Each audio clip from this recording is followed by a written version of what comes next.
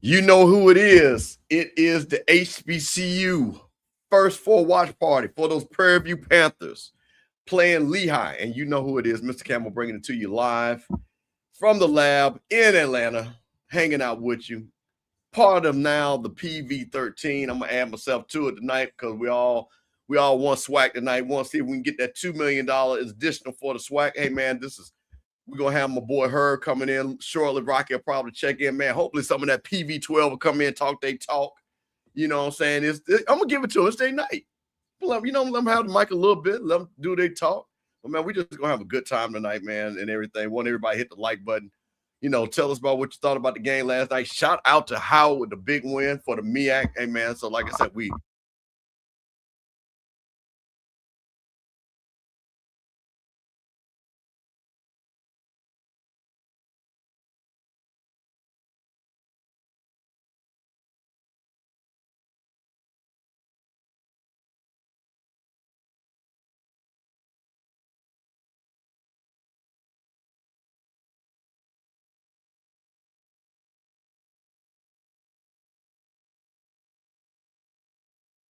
what about now? There you go. I don't know why I got muted. Thank you. Appreciate you. I don't know, my mic automatically mutes. But I'm going to go back and say, hey, man, listen, Mr. Campbell, like I said, HBCU Watch Party, Off Script Channel, Rocky Miller Channel. Hey, go and look at these Prairie View Panthers. They've got that lineup. They got them through the tournament. Lance Williams, Dante Horn, Elijah Mitchell, Corey Wells, Corey Dunham.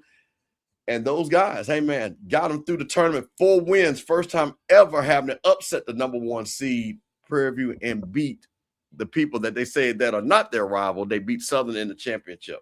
So we are here. I want everybody to shout out. Hey, Levi, I think you guys should hear me now. Yep, I'm good. Appreciate you all, because I run my mouth and stuff like that. But I appreciate all you all being here, man. And just, what this is, man. This is just a community and stuff like that. Wish we could actually, man, like I said, we're going to figure out some kind of way to show this game one day. We're going to have to get official with these folks like these other folks can do sometimes. Or what I'm going to do, I'm going to get my money up and have that screen in the back and just get them. That's what we're going to do. And then y'all can see it and I'm going to play it and there ain't nothing they can do about that. But, I really appreciate you all always supporting the channel, man. And you know what I really appreciate, because everybody goes to different school. I appreciate you so supporting our HBC brotherhood and sisterhood, because this is what this is all about. This is why I'm here. You know what I'm saying? Not to talk about nobody's school, not to drag anybody down, just to have a little fun and talk about it. Listen, the game is on True TV. They're getting ready to tip it off. They are tipping it off, and Lehigh has the ball first. So we'll see what happens. Lehigh coming out the Patriot League. Again, they went on a little run.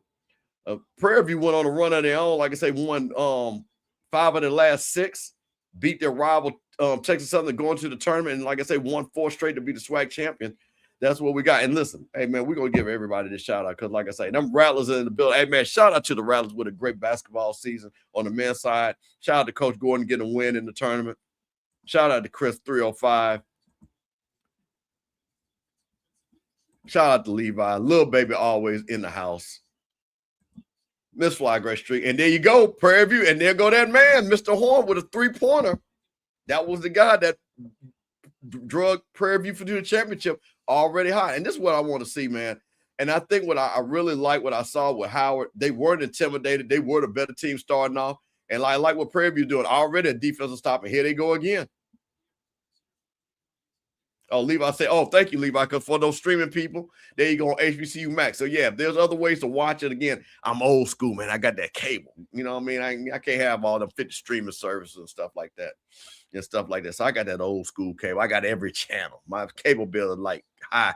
But you know what, though? There are people that have the streaming service, and I say, how much you pay for all that? And guess what? They pay more money than I pay now. So it's pretty funny when they do that. But, yeah, HBO Max is where you can find the game. Also, going to have, like I say, Herb Seward coming in, telling you what he's going to tell you about what's going on with the players of the game and stuff like that. Hey, man, tell us who you got for the game. Do you think Prairie View is going to get the SWAC win if you believe it? And if you don't, hey, man, if you don't like Prairie View, it don't matter. Look, you can say, hey, Prairie View ain't going to do nothing. They just lucky. Ain't nothing wrong with that.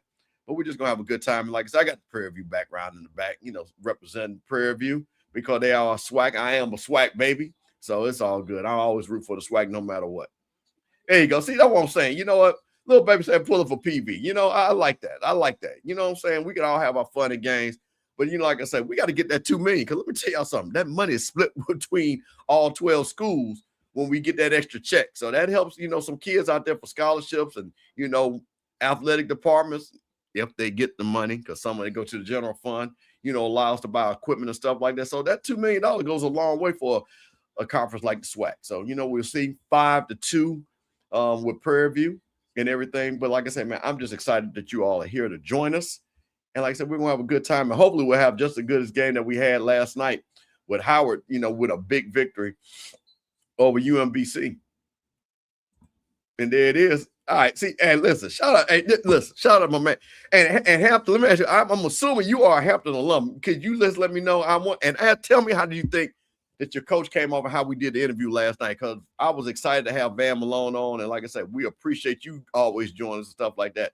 But if you are a Hampton alum, tell us what you thought about the interview and tell us what you thought about the coach in the chat. Because, we're going to talk about that too.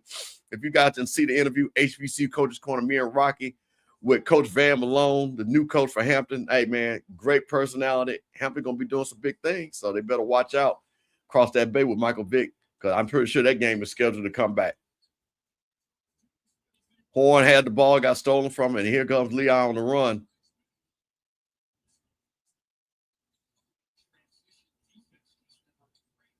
I'm going to tell you something. Prairie View is playing some hellified defense. Because Leon's come down 3 times, and there's been defensive stops 2 of the 3 times already.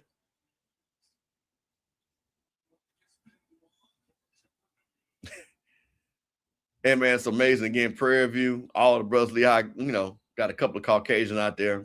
Patriot League, 3-pointer, Lehigh hits, tied up, 5-5.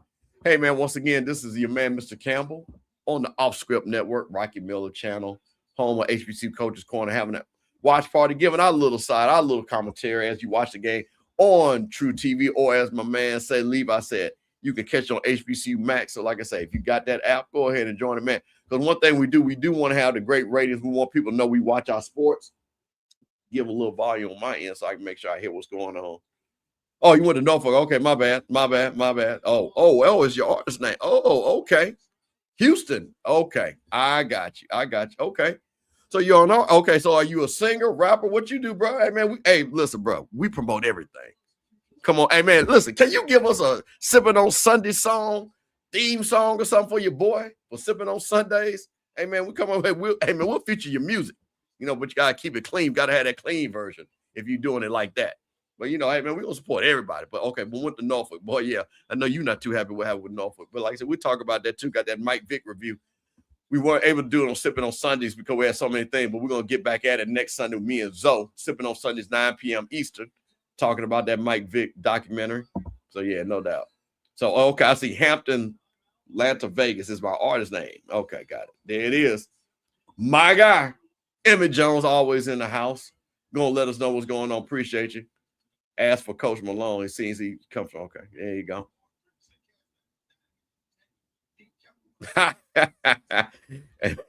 Yeah. Hey, man, listen.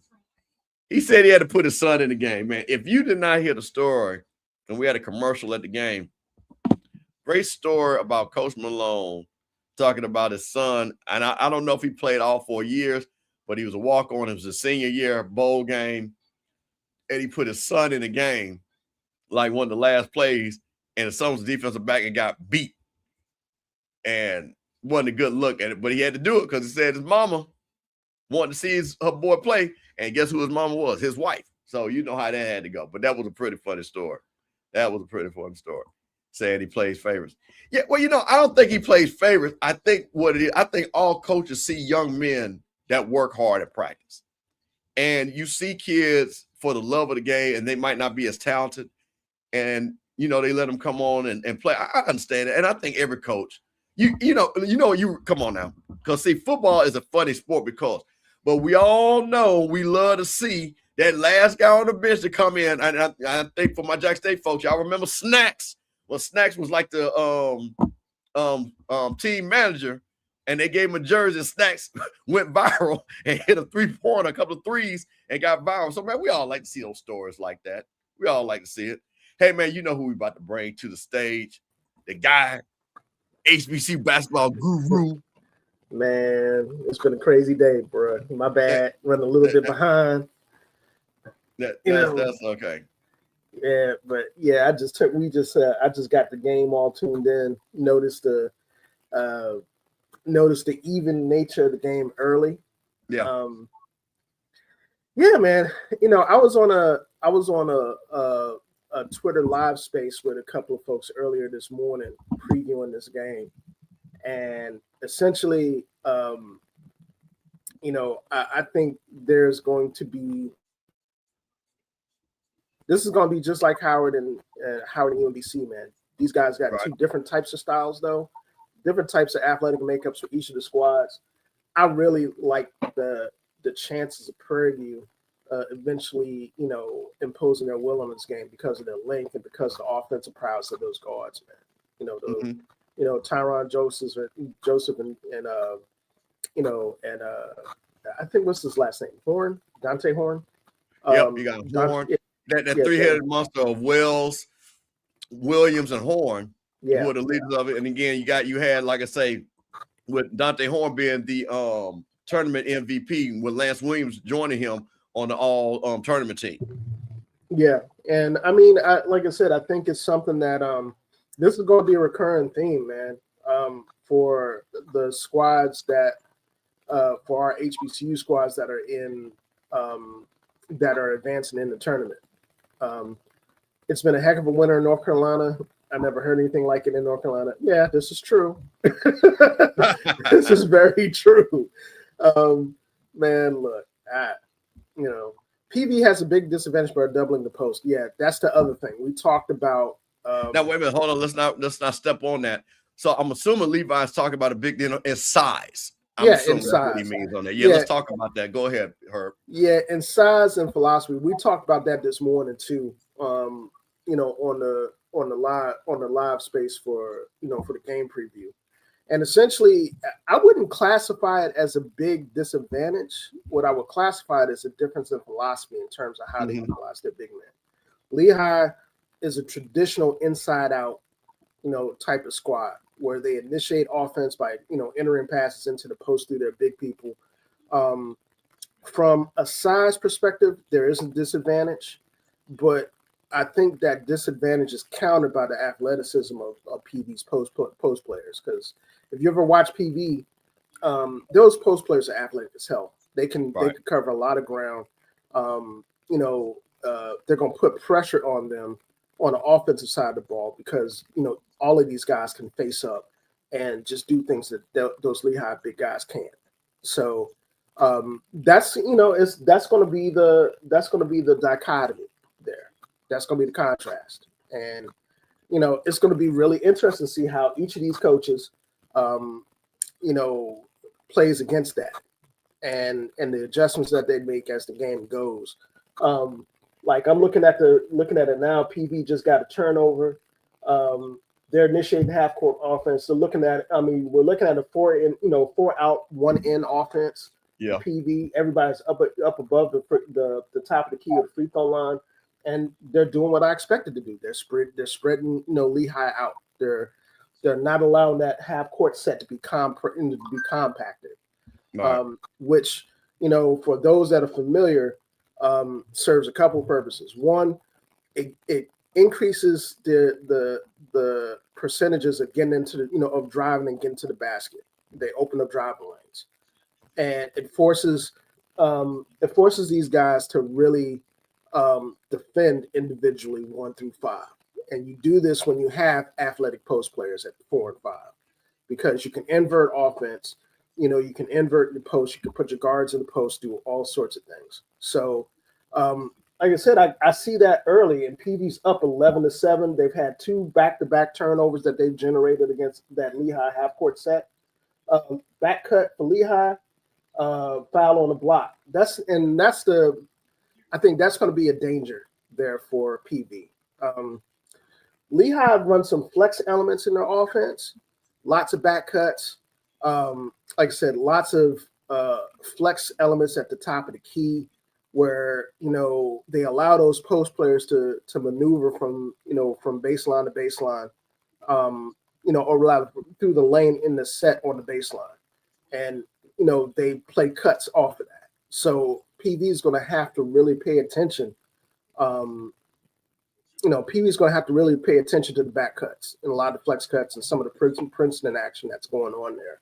So, but I just don't see, there's, for all the concern that PV has in terms of guarding that in a traditional sense, PV's athleticism, and you can see it at times in this game, PV's athleticism, in comparison to Lehigh's right now, they have the solid advantage. So I think that's something, again, that's another element that we're going to have to watch as the game goes on. And the good thing for PV is that, again, they're still growing. I mean, I think they're not a finished product. I think they're still growing into that. Now, that was kind of a really disjointed and bad offensive possession by PV. Teron Joseph has to not be in the habit of forcing stuff when it's not there. Right. Especially if Lehigh is going to be able to compact that defense in the half court set. Oh, good block. That block was entirely on the length of PV. PV's back in the half court set. They're doubling the guards at the top of the key. Yeah, see that, and that's kind of what I'm getting at. They can get to the rim, but they have to finish and they have to stay disciplined in terms of actually attacking. You know what I'm saying? So, yeah. So right now, yeah, and that's where they're kind of caught in the middle there. When Lehigh gets the ball on the block and they allow that big guy without the double to go one-on-one, that's kind of a disadvantage. Back to the basket.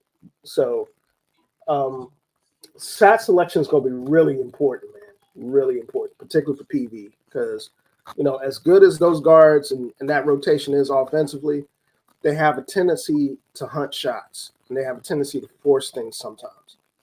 You can't do that in this game. You can't. Oh, that looks like a little push off. Wow. Yeah, it's like but and they're starting to double the post. So yeah, that's going to be really interesting too, man.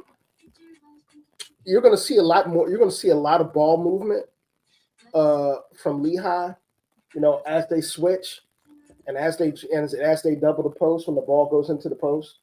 The question is how fast they're going to move the ball. If they're not going to move the ball fast, okay, offensive set, Horn drives, baseline. They're doing a really good job cutting the baseline off. And they called an offensive foul on Horn. That was a little bit of a push off. Yeah, man. I'm gonna give people a couple of people for Lehigh that they've talked about again. I went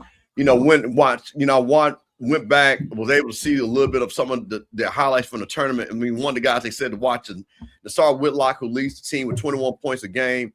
That sophomore forward, the big guy that you've seen, Hank Alvey, hey, he had 30 points in the semifinals against Colgate. And then that guy, Joshua Brown, who's been shooting the threes, he's gone and he's averaging 10 points a game. So you got that's their big three that you're going to see. Again, looks like they're a little bit bigger than PV. But again, that Wells, Horn, and those guys already kind of getting it going. So like I say, Dante Horn with 7 points, Williams with 2, and Corey Wells. That's that big three that they're getting on.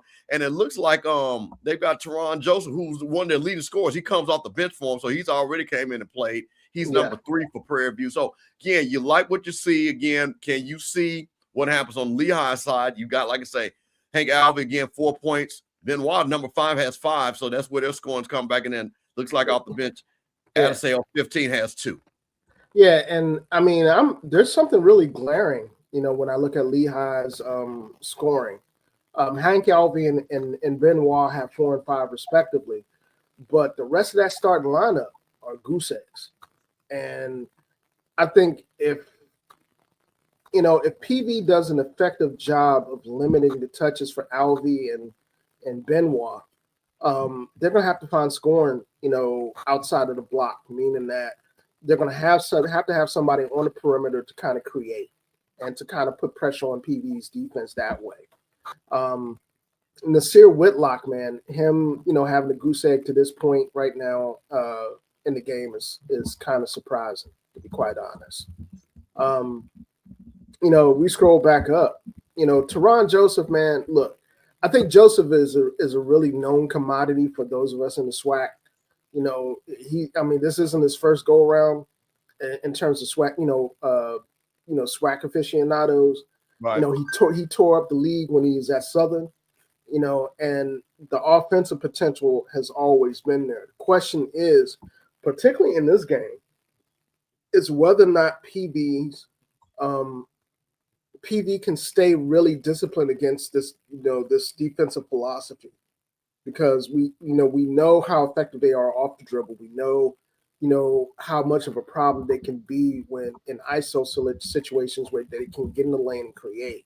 The first couple of series that we've seen them overcommit to get in the lane against that defense. Get into the lane, too deep. Either they have to pass the ball out quickly to reset the offense, or in the case of the last couple of times Joseph and Horn have been in the lane, they've committed to really, really tough contested shots. And there's got to be a little bit more discernment there with this kind of defense, because we just jump right here. One thing, just to let them know, Leon doesn't have names on the back, so Alva is 35. He's at the line right now. Hit one already, like I say, plays forward in center for him. About the second one on the way and got it. Go ahead, Herb. Yeah, and I'm a little bit delayed, like I was yesterday, so I'm not seeing a problem. I'm seeing the let people know now. Because, like I said, they don't have the names on the back. I mean, they're showing them, but I just want to let know people that we want to kind of have people to watch out for and things like that. One of the things about it, which will be interesting, the winner of the game does play Florida, and that game is in Tampa. So again, you do have, like I say, Prairie View. Talk to your family folks. Get with the family alumni down there, man, and show up for your people down there. Go ahead, Herb. I mean, that's a short trip. I mean, I know rivals are rivals in the SWAC, but this is different. Man, this is conference pride. Well, let me tell you what's interesting, and I'll say this, and I don't know if this happened or not, but FAMU has a huge alumni association in Dayton, Ohio. And usually when schools come up that way, FAMU gets with the school to, feed them and stuff like that. So I'm wondering, did they do that for Howard and Prairie View this time? Because I know they usually do a great job of partnering with the alumni association from the other school, just to welcome them and say, hey, we're going to take good care of you. So I'm curious to see if we did that brotherhood again for our boys up there. Yeah, man.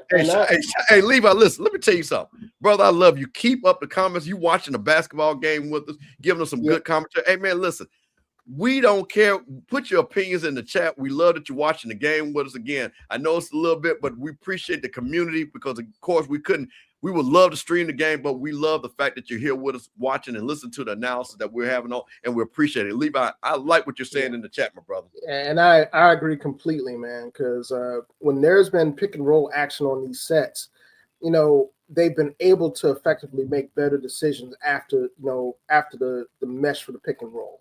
So particularly, in the case that they're really committed to getting into the lane and attacking and getting and finishing at the rim.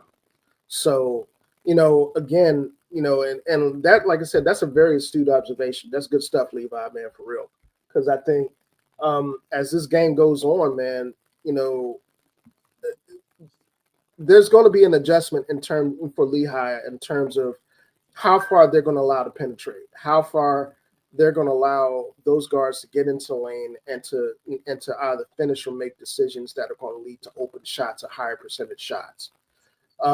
Finishing at the rim, the way Levi's playing defense now and how they're packing it in, there are some pack line concepts there too, defensively, that they're employing. Nice pass. It's going to be really interesting. So shout out to the PV12 checking in. Hey, listen, I don't know if you saw my tagline, but let you know, hey man, listen, I'm PV13 today, Herb. I'm just letting them know. I'm adding one to the number. I'm PV13 today. So listen, if you're a PV person, listen, we're going to put the StreamYard link in a little bit later. Man, we're going to let the PV come on up here. Talk y'all talk. Hey, man, come over here talk y'all talk. We're going to drop it. Drop the link in there for the PV people so you can talk your talk. That was a good finish by Joseph, man, on that series. I know I'm a little bit behind, but I saw that dribble drive and the finish at the rim. That was really good stuff. I'm gonna tell you something. Lehigh has been off on their shooting, and that bodes well for PV if they can go ahead and execute and rebound and get those guards running. Yeah, that pass that McKelvey made out of that double team was pretty good, man. and that's kind of what I'm talking about as relates to some of the issues that PV may have when they double the post. They doubled the post in that last offensive session. He saw through the double team, hit the guy coming into the lane for a dunk, and that was a really, really good pass. Hey man, I'm gonna say this again. When you got them Euros with them names from Roshovic, you got to get on them cats, man. Them dudes can shoot. Exactly. When you got them names like what Shaq say, Shankovic, Petra Stakovic, any of them Vicks, man, them boys can shoot. Got to get on that cat. Yeah. Hey, shout out to Amanda. What's up, Amanda? Appreciate you being in the house. Oh, there you go. There you go. That's what I'm talking about. It ain't number HBCU love that we're doing. Yeah. We got the HBCU watch party. Well, I'll say this, man. For the last couple of offensive series that we've seen, PV. Well, not offensive, but that we've seen Levi. Wait a minute. Hold on, Herb. See, I got to give this man credit because this man ain't part of PV 13. This man is a PV father. That's a difference. That man's cut checks. There it is.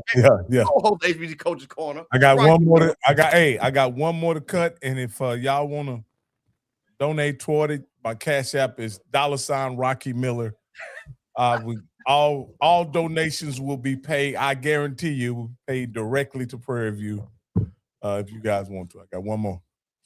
Man, look, I've noticed it. Like lay out a little bit of a run, and that what I told you, Yusufik done hit another 3. Yeah, but what's really concerning right now for PV, and I think they'll have to get a hold on it, is that whenever the ball goes into the post, McElvey is automatically looking to kick it back out for open threes, and the close rate, from those guards in the lane to close out on those shooters is going to be really, really important as the game goes on. If PV wants to, really stop that, and you don't want those guys to continue to get open looks like that, man. Either in secondary, situations or half court, because essentially they're going to start hitting, and when they start hitting, that's going to be a problem. So the problem is Prairie View need to start hitting. Yeah, that too. There you go. There you go, my man. Shout out to Joseph Day. He said, "Hey, man, Prairie View is layups." That's what it is. But that's kind of what I was just talking about. The way Lehigh plays defense and the commitment of PV of trying to get to the rim, they got to finish. They got to finish those. They got to finish those opportunities when they get them. So, the question is whether or not, Lehigh's going to be physical the closer they get to the rim. The question or not for those guards is whether or not they can finish effectively and finish consistently when they get there. And right now we've seen they haven't, and that's problematic. That's not, that's out of the ordinary for PV from what we've seen of them, this season, because they've been really, really effective at getting in the lane and finishing. That's a trend that needs to change early. So, but yeah, that an offensive rebounding Levi, absolutely. Lehigh's been really.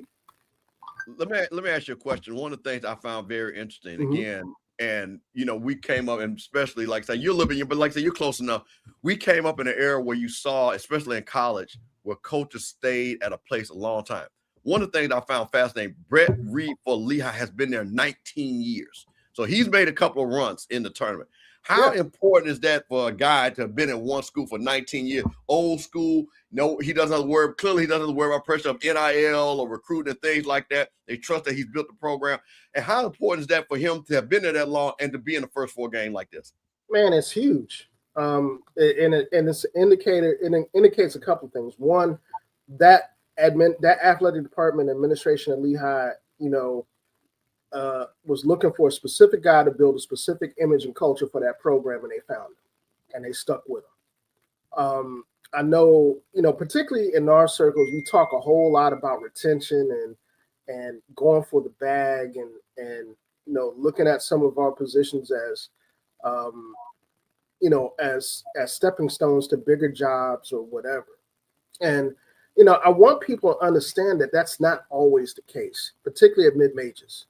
Because you've got some mid-majors like Lehigh, like UMBC, for example, last night.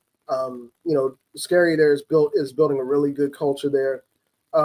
When you have athletic departments that are willing to commit to somebody and really invest in and believe in the vision that they're building, you'll have that type of longevity. Now, mind you, NIL and the whole landscape makes things a little bit more touchy.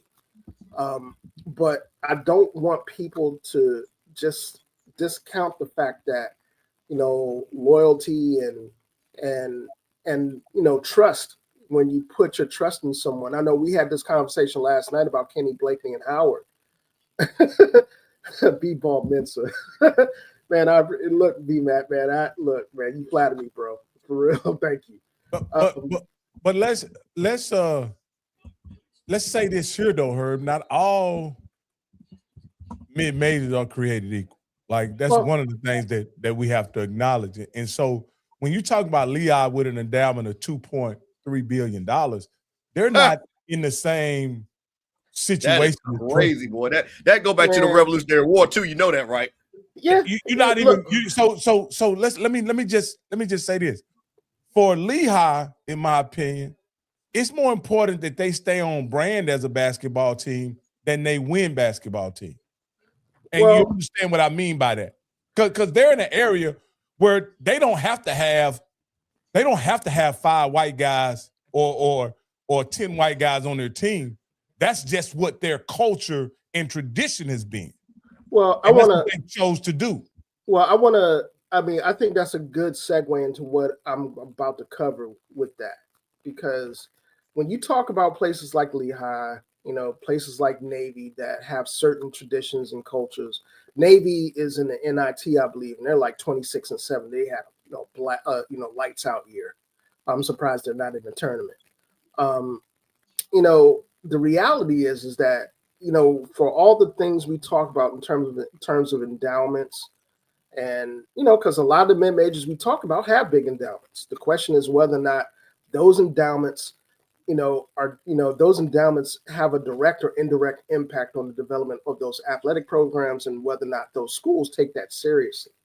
And the thing about it is that the conversation for a lot of these mid-majors, particularly in places like the America East, the Patriot League, the NEC, for example, they have a lot of the same conversations we do as HBCUs in terms of the balance between academics and athletics. And the thing about it is that whenever you talk about a guy that has the longevity like a coach at Lehigh or any coach for that matter, I could think of Dwayne Simpkins now at American, for example. They've really invested in that program and they locked that dude in for a long-term contract, like 5 or 10 years. But what I'm saying, Herb, is that Lehigh, they don't want a guy who is trying to get to the next level coaching wise, because that will require him to recruit a certain level of talent where he could make an impact. And what I'm saying, their culture and history of their program dictates that they play a certain kind of way with a certain kind of player. Well, I wouldn't necessarily frame it like that. The reason why I say that is because most college coaches aren't wired that way. College coaches want to win, regardless of whether or not they're playing at a Lehigh, they're playing at a Wichita State, whether they're in the NEC or what. Their job once they're hired, you build a basketball culture, but you build a basketball culture that's going to be sustainable and it's going to win. Regardless of whether or not you're coaching at a mid-major, low mid-major, or P4. Now, mind you, the higher the higher profile the program you are, there are different types of standards and requirements and pressures on coaches. So, don't misconstrue the fact that they're looking for a specific culture with the pressure to win, because I guarantee you, if that dude wouldn't be there 19 years if they didn't win. And if you look at that's not what I'm saying is, but also his longevity and his ability to stay in that program is also about being committed to recruiting a certain type of player and a certain type of athlete. That's all I'm saying. Well, I think that also that's a yes and a no.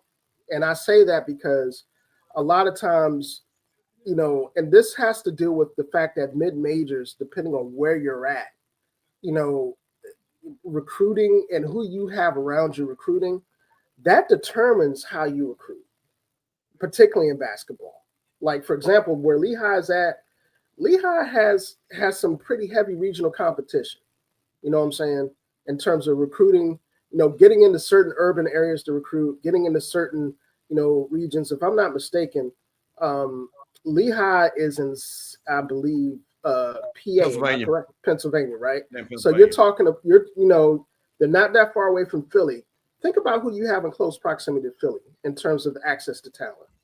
You've got Villanova, you've got Penn State, you've got Temple, you've got Big Ten schools that come to Philadelphia, you've got ACC schools that come to Philadelphia, you got other Big East schools that come to Philadelphia to mine talent. Not to mention the veritable smorgasbord of P4 schools, like the A10, the American Conference, and the likes of others that come to those places. But let me finish. The reason why I say that is because, and that's a perfect example, Miak Mike, CJ McCollum. That's not to say that those guys, that those guys aren't attainable, but the pressure, and the competition has a lot to do with, how you recruit, how your philosophy is. So in some cases for coaches, depending on the coach, they formed a system around how effective that recruiting is going to be. So I don't want people to get into the mind state that, okay, well, you're at a certain place, so you got to run a certain system. Yale is a perfect example of that. They're Ivy League, man.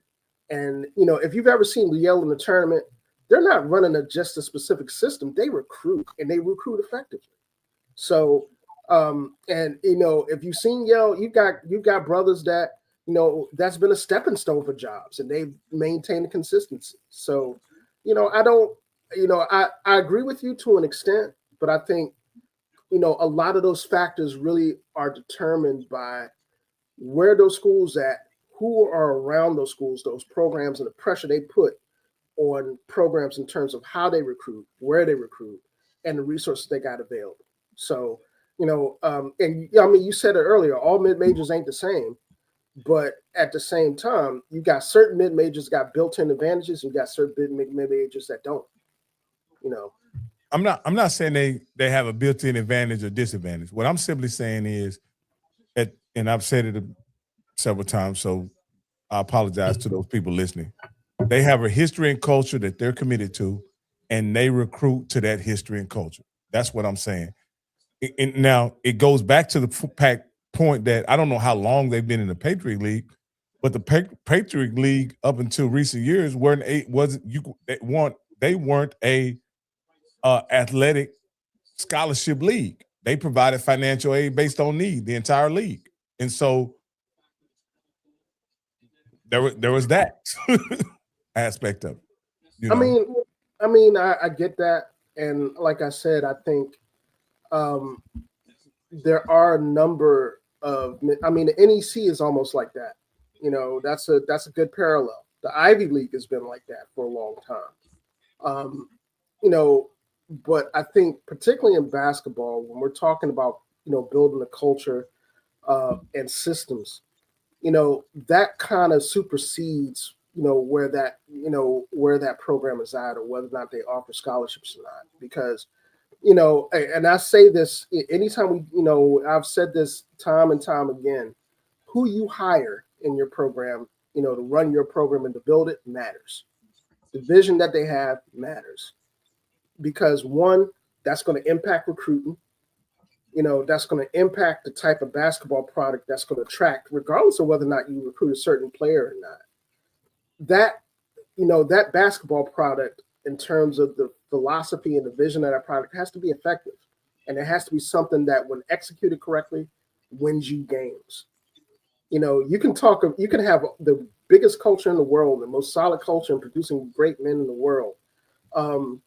But the bottom line is whether or not you win games, whether or not you're competitive, whether you're effective at doing specific things or forcing your opponents to do specific things on the court. And the one thing I can look at Lehigh, and I don't want to just make this about Lehigh, because I see a lot of parallels in the SWAC as it relates to culture building, at a number of programs.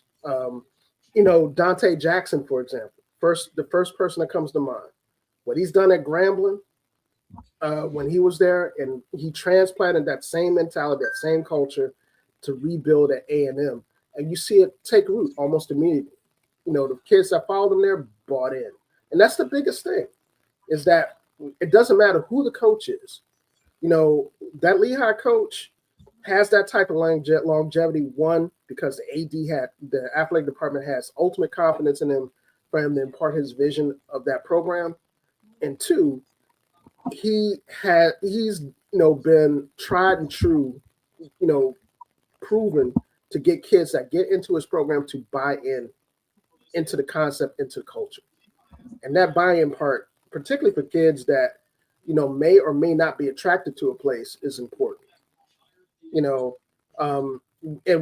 tend to talk about this a lot when we talk about mid-majors, but it's just as important at P5s, P5s that have the NIL deals. We were talking about this on during the Howard broadcast about what was happening in Alabama, with the star guard and the weed charges and the distributing and all of that.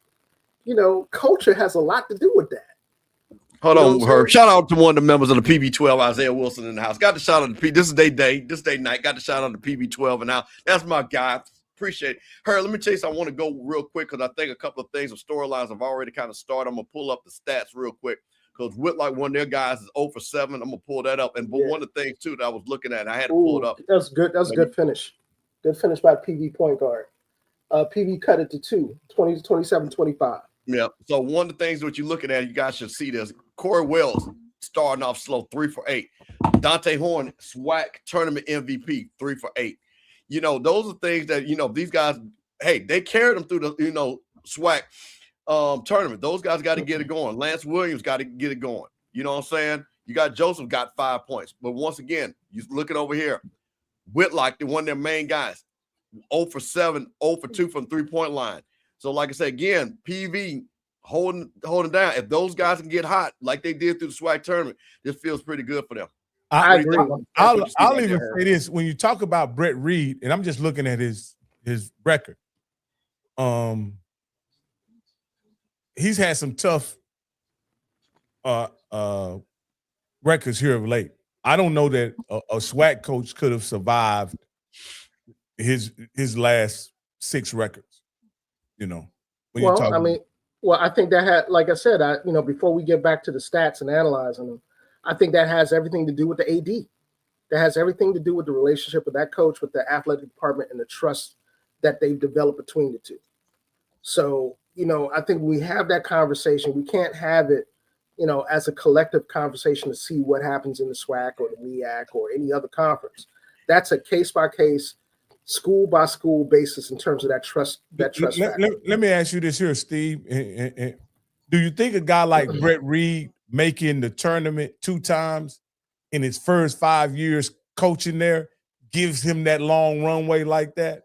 Because I think that's kind of what he's been eating off of as a coach. His first 5 years, he goes to the tournament 2 times, and he's had a 12, 13-year hiatus from returning until he gets in this year. Well, it's interesting that you said that. I'm gonna give you a parallel because, and Herb, you might know, and the PV people you definitely know, because again, and I hate to say it because it is Prairie View. I'm not familiar with Coach Smith, but here I'm gonna pull something up, Rocky, and this is why sometimes you stick with people because look at this. This is the Prairie View's coach over the last.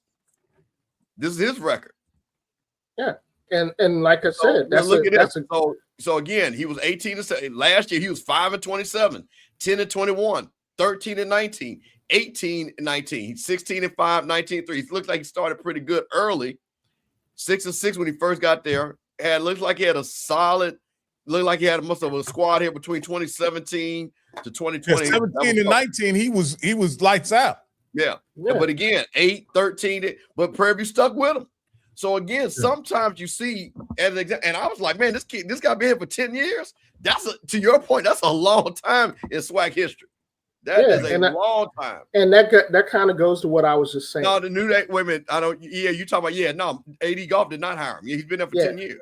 Yeah, I think that kind of goes to what I was just saying, man. Is that you can't look at this as a collective because every coach, that's hired by athletic department, builds their own relationship with the athletic department, generates a level of trust. You know, reason why Byron Smith, you know, has been there for as long as he has, you know, that AD, you know, has seen the best where it could go, and they got trust, regardless of whether there's valleys in that record, and they haven't seen anything to dissuade their trust. Texas Southern is the same way, you know. So I want people that are listening to this discussion to really, you know, to try not to collectivize this per conference, because essentially, you know, at the end of the day, it's about, again, the trust level that that coach and that staff have with that athletic department in terms of the expectations and the standards that they set for that program. And, you know, that has a lot to do with, you know, how long or how short, you know, that coach is there. Now, conversely, you've got some athletic departments that are impatient as hell as it relates to basketball coaches, you know, especially in this day and age. You know, you got kids you got coaches that'll take a job and, right in the middle of portal and recruiting season, and the AD will expect them to generate a roster like it's magic. It doesn't work like that.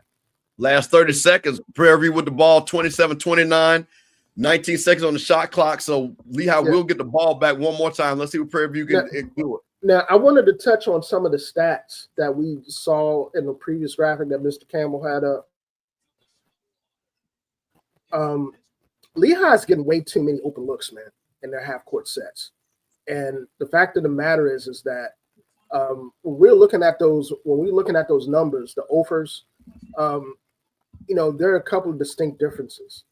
PV is attacking, and they're sticking with that strategy, attacking and getting to the rim and finishing, but they're missing shots at the rim. Part of that has to do with the way Lehigh's packing it in. The other part of it is that these are shots that PV normally finishes, and they're not having a great half finishing. I think Lehigh's length is something different for PV, and the fact that in the situation where I think Lehigh, I think they're surprised at how easy they can get to the bucket, but there's bodies there when they arrive. Like Lehigh look, I don't know their heights of their guys, but they look really long, and they're not jumping; they're just holding their hands up. Well, they're getting in the lane. I think I touched on this earlier in the half. There's a lot of pack line concepts being played by Lehigh defensively in half court sets. In other words, you can get in a lane, but you're not going to get all the way to the rim. They're getting challenged in that last quarter to finish at the rim, and that's something that that's a type of defense that we don't normally see in a SWAC. Alabama A&M, implies elements of that at times, but everybody else is just straight man-to-man for the most part. So, that's something that ultimately, finishing there or changing up how they get looks is going to be different. You know the thing that didn't surprise me about last night's game?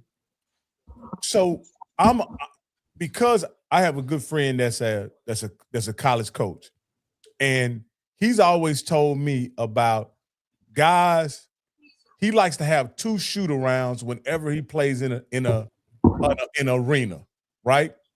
2 shoot-arounds, because the depth of depth perception is so much different when you're used to playing in gyms versus arena, right? Windows, stuff like that. Yeah, you hear coaches say that. And for whatever reason, Howard didn't have a problem with it when they came out the gate shooting really well. But it seemed like Prairie View and Lehigh, both teams for that matter, are struggling shooting, and they're getting great shots. Well, I'll just say this about that game last night for Howard. To Howard's credit, Kenny Blakely had those guys there really, really early for walkthroughs, to get, to kind of do their walkthroughs and light practice to get used to the arena. At the same time, when the game started, one of the things that really stood out to the both of us, me and Mr. Campbell, was the fact that from a defensive standpoint, those guys were locked in from the start of the game, all the way through the end. They were quite literally, they were tossing pressure, different types of pressure defenses at them, half court, 3/4 court pressure, diamond presses, half court traps. They kept them off balance all night. And anybody that has watched that UMBC squad through the year, they got some really potent guards, man. That guard rotation is serious, particularly for an America East team.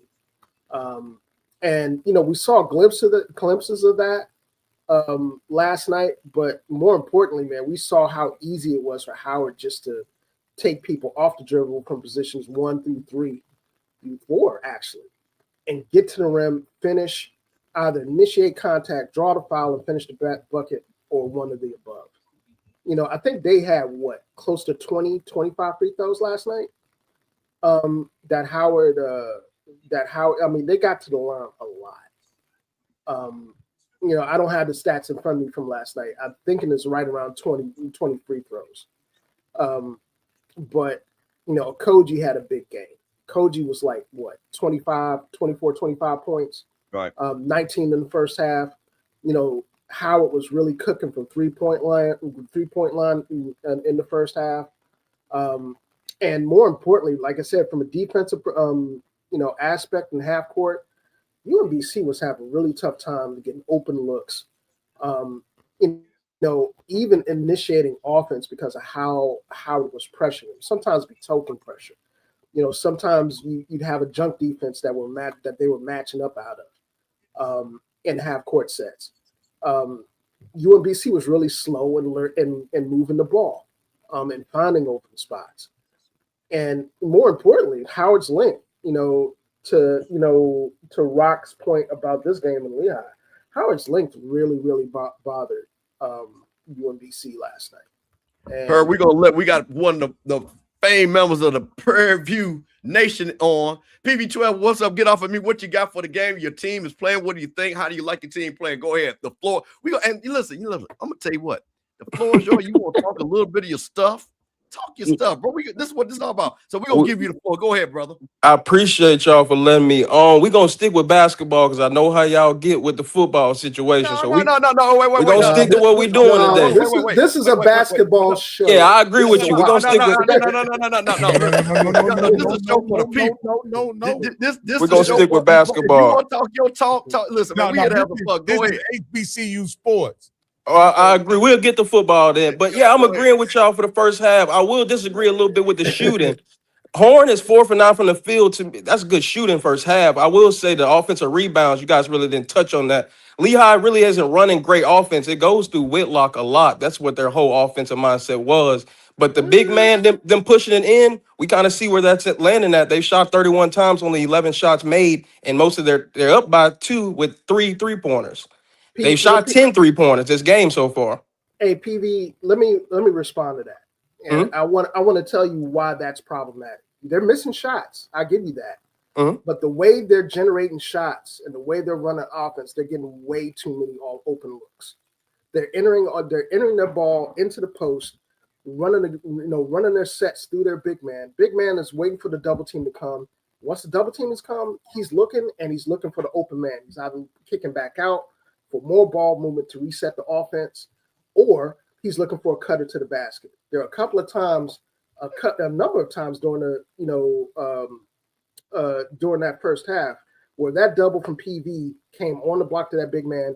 They immediately sent a cutter to the basket and we found him either for a dunk or a layup or a high percentage shot. That's problematic, and I think something that Coach Smith is going to have to do. One is adjust for the ball movement that Lehigh is employing when they throw the ball into the post. And 2, when the ball goes back out, they got to close out on shooters because, they're not going to continue to miss wide open looks, man. I don't, I know that's wishful thinking for a lot of us because I want them to continue missing too. But as long as they get open looks from that offense being generated, from the ball being thrown in the block and being kicked back out, that close time has got to be. But here's the point though, Herb. I'm gonna be honest with you.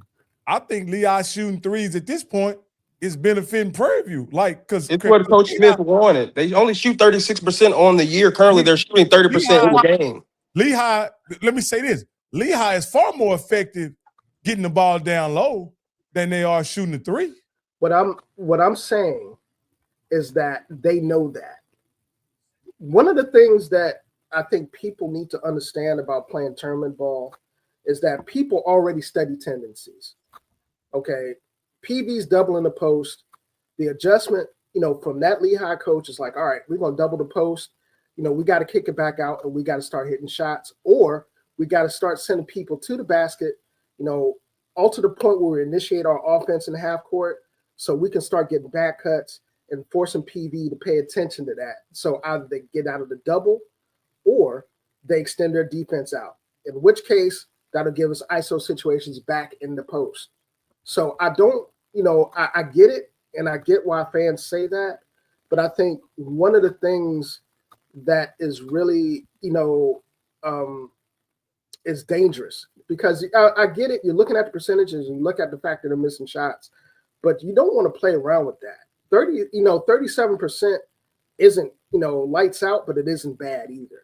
But Herb, it's all about, it's not only the percentage that you get, it's who they're forcing to shoot. Like that's the reality about threes. It's more about who's shooting. Rocky, I'm going to say this again. And you can look back through the first half and see exactly who's getting shots as the ball's being passed out of the double. Everybody on the perimeters had opportunities at open looks. That's the key, open looks. At some point, you're going to get somebody that's going to get hot and start hitting those open looks. But I think Coach Smith, I'm sorry, I didn't mean to interrupt you. Coach Smith looked at that 46% three-point shooter in Whitlock. Those other kids aren't hitting like that, as seen by the 3 for 13. They've been wide open for a whole half and have not hit a shot. I'm watching the same game as you. I tell you what, hold on, wait a minute, Herb, hold on one second. Wait a minute, because I got this up, and I think this is important. Let's kind of go over this real quick, and then because this is going to tie into some of this, because we got a lot of people watching the game and stuff like that. So again, you're talking about the field goal. You know what I'm saying? So you got Prairie View 11-27, Lehigh 11-31, field goal percentage 41%, PV 35%. So listen, defense, be it bad shooting and defense, nobody's shooting close to 50%.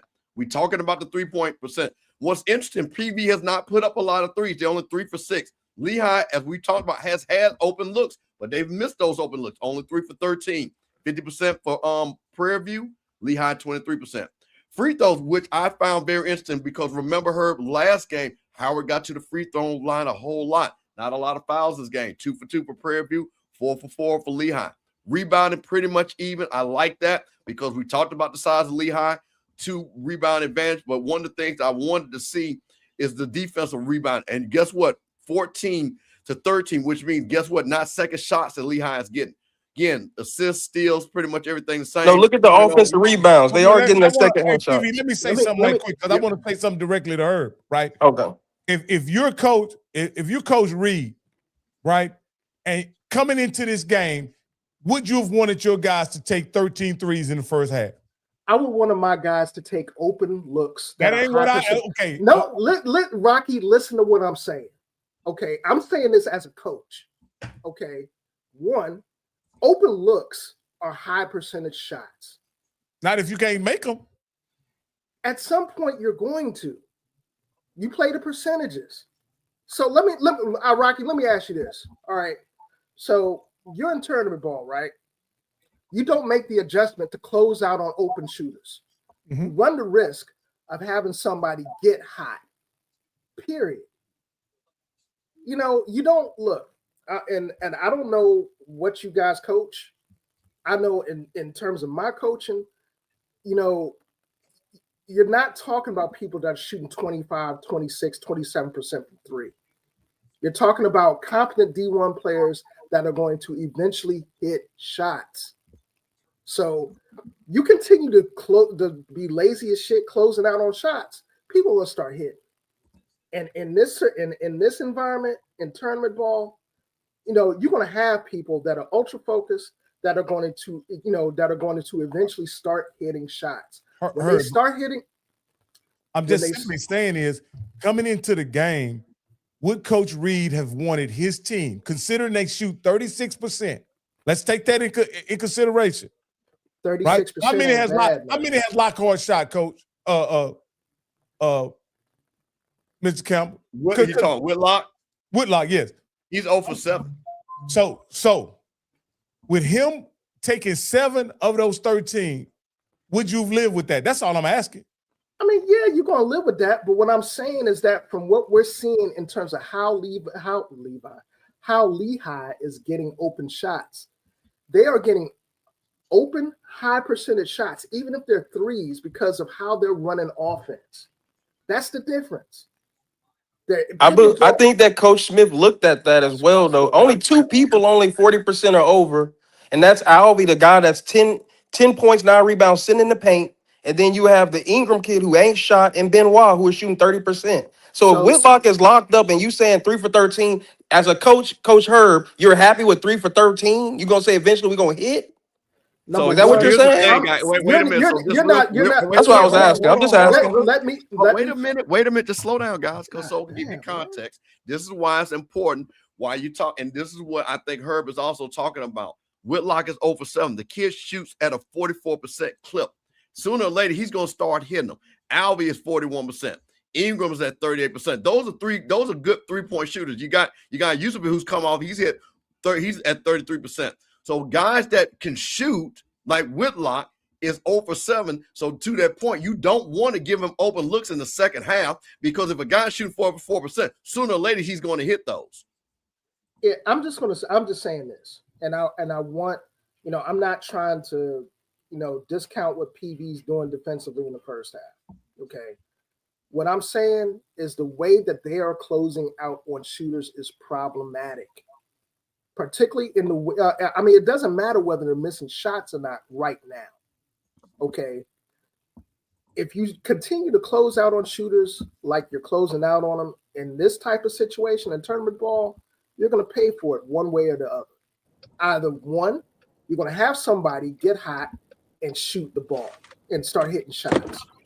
2, you're not adjusting for how they're generating the open looks in the first place. Like I just laid out how they generate open looks. Ball goes into the post. Ball comes out of the post when the double hits. They're either moving the ball around the perimeter, looking for another way to initiate offense into the post, or that big guy, when the double comes, they're sending the cutter to the basket for a high percentage shot. That isn't a 3. They've been doing that the entire first half. That's what I'm saying. Hold on, Herb. I got to introduce somebody. We got Scotty. He might have about 5 minutes, so we got to let him roll. Got to let him cook. Scotty, my man. Yeah, let's go, boy. The ops. Hey, did you clock out? Yeah. Did you clock out before you make this statement? Yeah. We on spring break. All right, we on spring break. Right. Okay, you good then. You know what? I agree with Herb. I really do. It's to me, I think it's a mixture of what Rocky and Herb have both said. If I'm a coach and I go into the game and I'm getting open looks and my team is just missing them, then I'll take that. I can't. It's a make or miss. That's basketball, make or miss. We just gotta make our shots. Now I can't hear him if he's talking. Yeah, you hear me? Yeah, it's your system then. Okay. Yeah, we can hear him. Oh, so and then on the second part of that, I gotta agree with Rocky. Some people, if you open for a reason. Like, you know what I'm saying? So I think it's as long as it's the right people shooting the shot, I don't think there's anything wrong with going 3 for 13. If those are the guys you're gonna live and die with shooting the ball. You know what I'm saying? But if, like Rocky said, if you're not the right person shooting them, then PV's winning that match. If that's the case, that's all I'm saying. So I think it's a little bit of both. And the other thing I wanted to say, Scotty, at this point, when you have the ability to dominate inside and you don't stick with that, then I think you bailing the defense out. That's what I think you're doing. Well, like I don't, and I think a lot of teams do that in this era of basketball. They have the inside advantage, but they won't keep going back to it because they like shooting that trade. Well, let me before we address what Levi just put up there, because I think that's a good point. I don't think they're going away from the post. That's where they're initiating offense at. Every time we've seen Lehigh go down the court and initiate offense, where's the first place the ball goes? In the post. The next thing that happens is that PV immediately responds with either double, at some point in time before, McGelvey, that post guy, gets into his routine to make an offensive move toward the basket.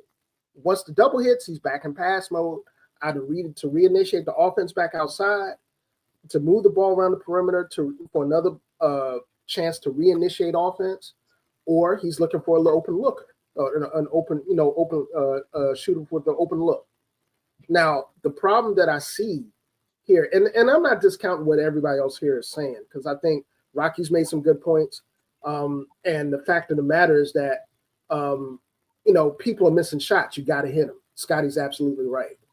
But what I'm saying is that if you do not adjust to the fact that you're getting open looks in tournament ball, it's going to eventually bite you. When we saw that. I agree with you, Herb, but this is the thing for me. PV is saying, hey, you're not going to beat us the way you want to beat us. You're going to have to beat us another way. Like, we're not going to let this guy get off in the paint, and we'll live and die with you making shots. And now, they're good.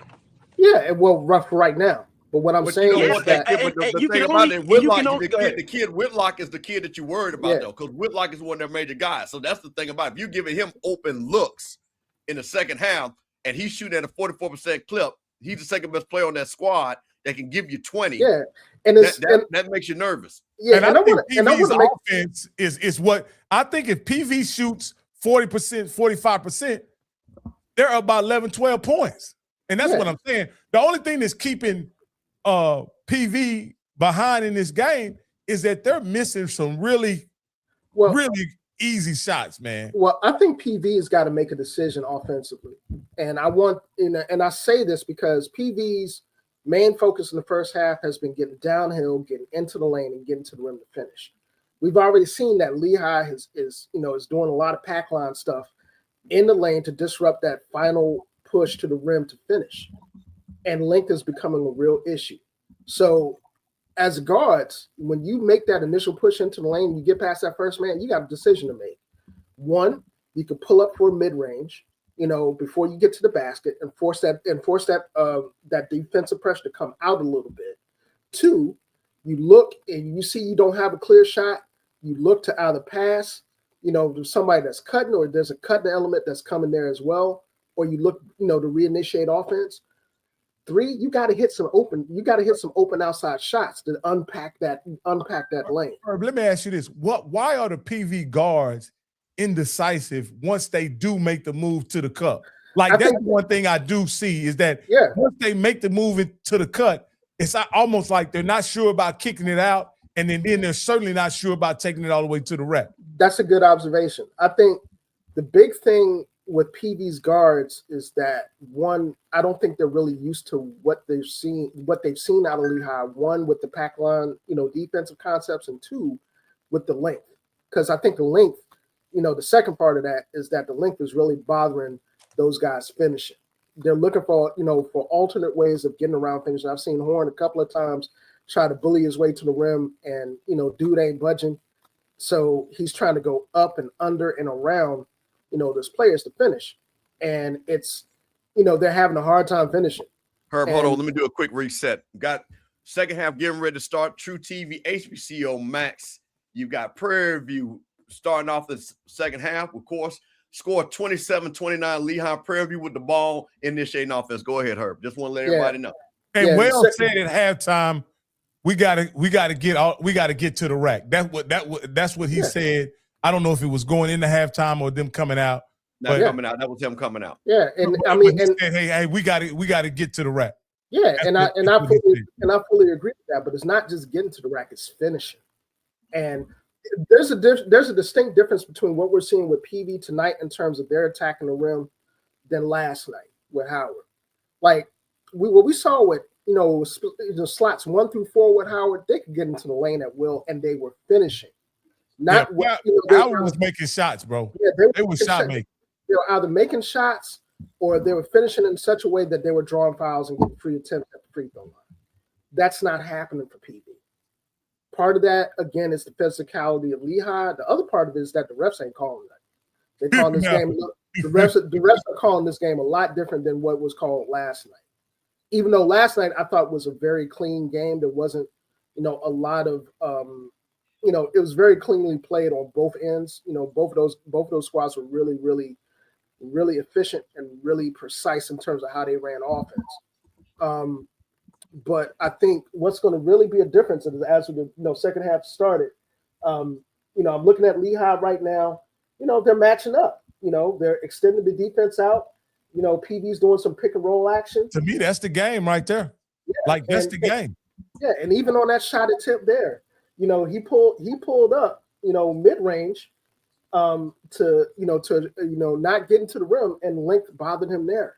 No, I was talking about the Lehigh play. Maybe you're ahead of me or whatever. Yeah, I'm a little bit behind. I'm at 18:49, and instead of passing the ball out, number 35 insisted on finishing, and he drew the foul. That's what I think they should do, because to me, the guards at Lehigh ain't nothing special.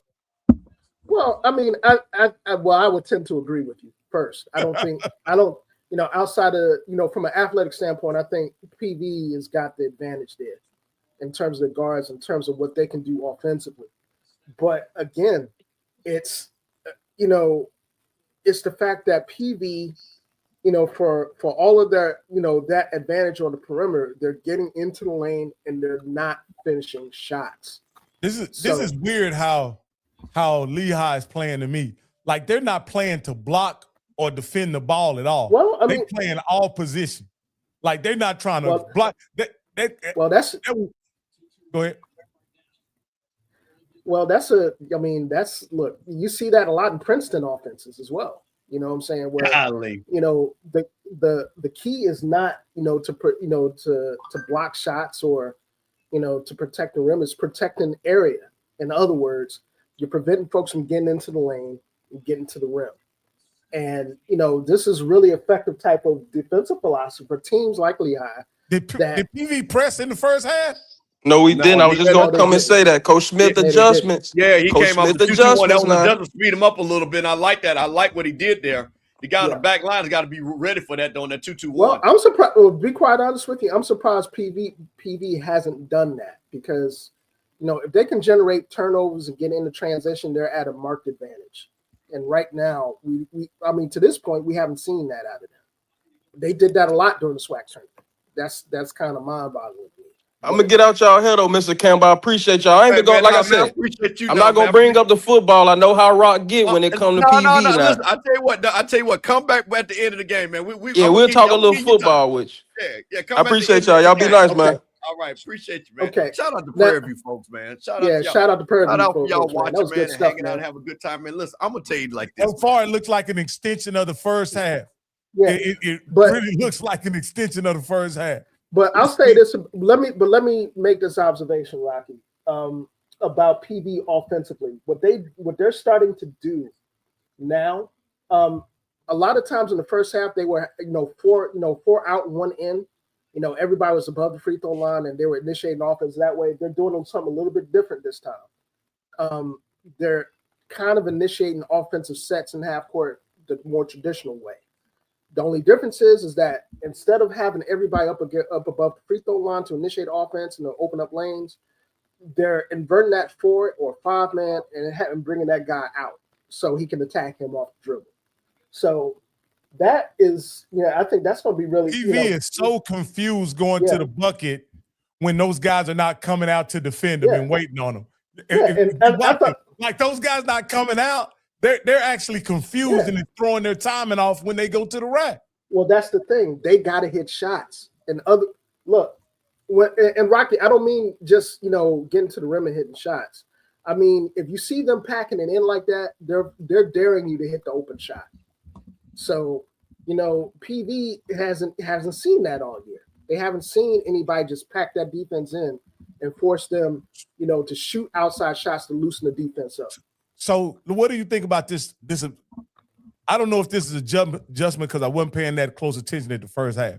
But in the second half, when they're in the set offense, they're taking 5 and 35 off the dribble. Do you think that's on purpose or that's just 100% on That's purpose. that's 100% on purpose. Yeah, if you look at what they're doing, they said, okay, Were listen. they doing that in the first half as well? No, they've changed. Listen, I'm gonna tell you what he's done. Coach Smith has looked and said, hey, listen, we're kind of cold outside, but you know what we do? We have a speed event. He's spreading guys out and he's running a mid set with the guy coming into the middle of the lane and he's curling. That's exactly what he's doing. He's running 1-4 flat and the guys curling in. That's exactly what he needs to do because now he's getting the mid-range game going. And now let's see if we can get some people in some foul trouble because that's another thing too. Yeah, and just to add on to what Mr. Campbell just said, number 13 is bringing McElvey out and taking him off the dribble. They're putting McElvey, the big guy, number 35, in the isolation situations out on the perimeter because they know that's where the guy that's playing the 5 has the advantage. The last couple of sets down, you've seen him with the ball in his hands, faced up against the hoop with him guarding him, and he's gotten to the rim, either to get to the rim for a high percentage shot or the foul. And the last couple of times, that's been effective. Lehigh on offense. Now this is just my assessment of it. They've been looking at that perimeter action by bringing their big up above the 3-point line. But should they have just stuck with tossing it into him? Like, why bring him up when you can just throw it into? Like the one series they didn't throw it into him. The other series they had him run some action toward the 3-point line, by the elbow, and then of course the guy missed the shot. But I don't think they just keep dumping it because they got a pretty good shot. I don't think that was entirely by design, to be quite honest with you.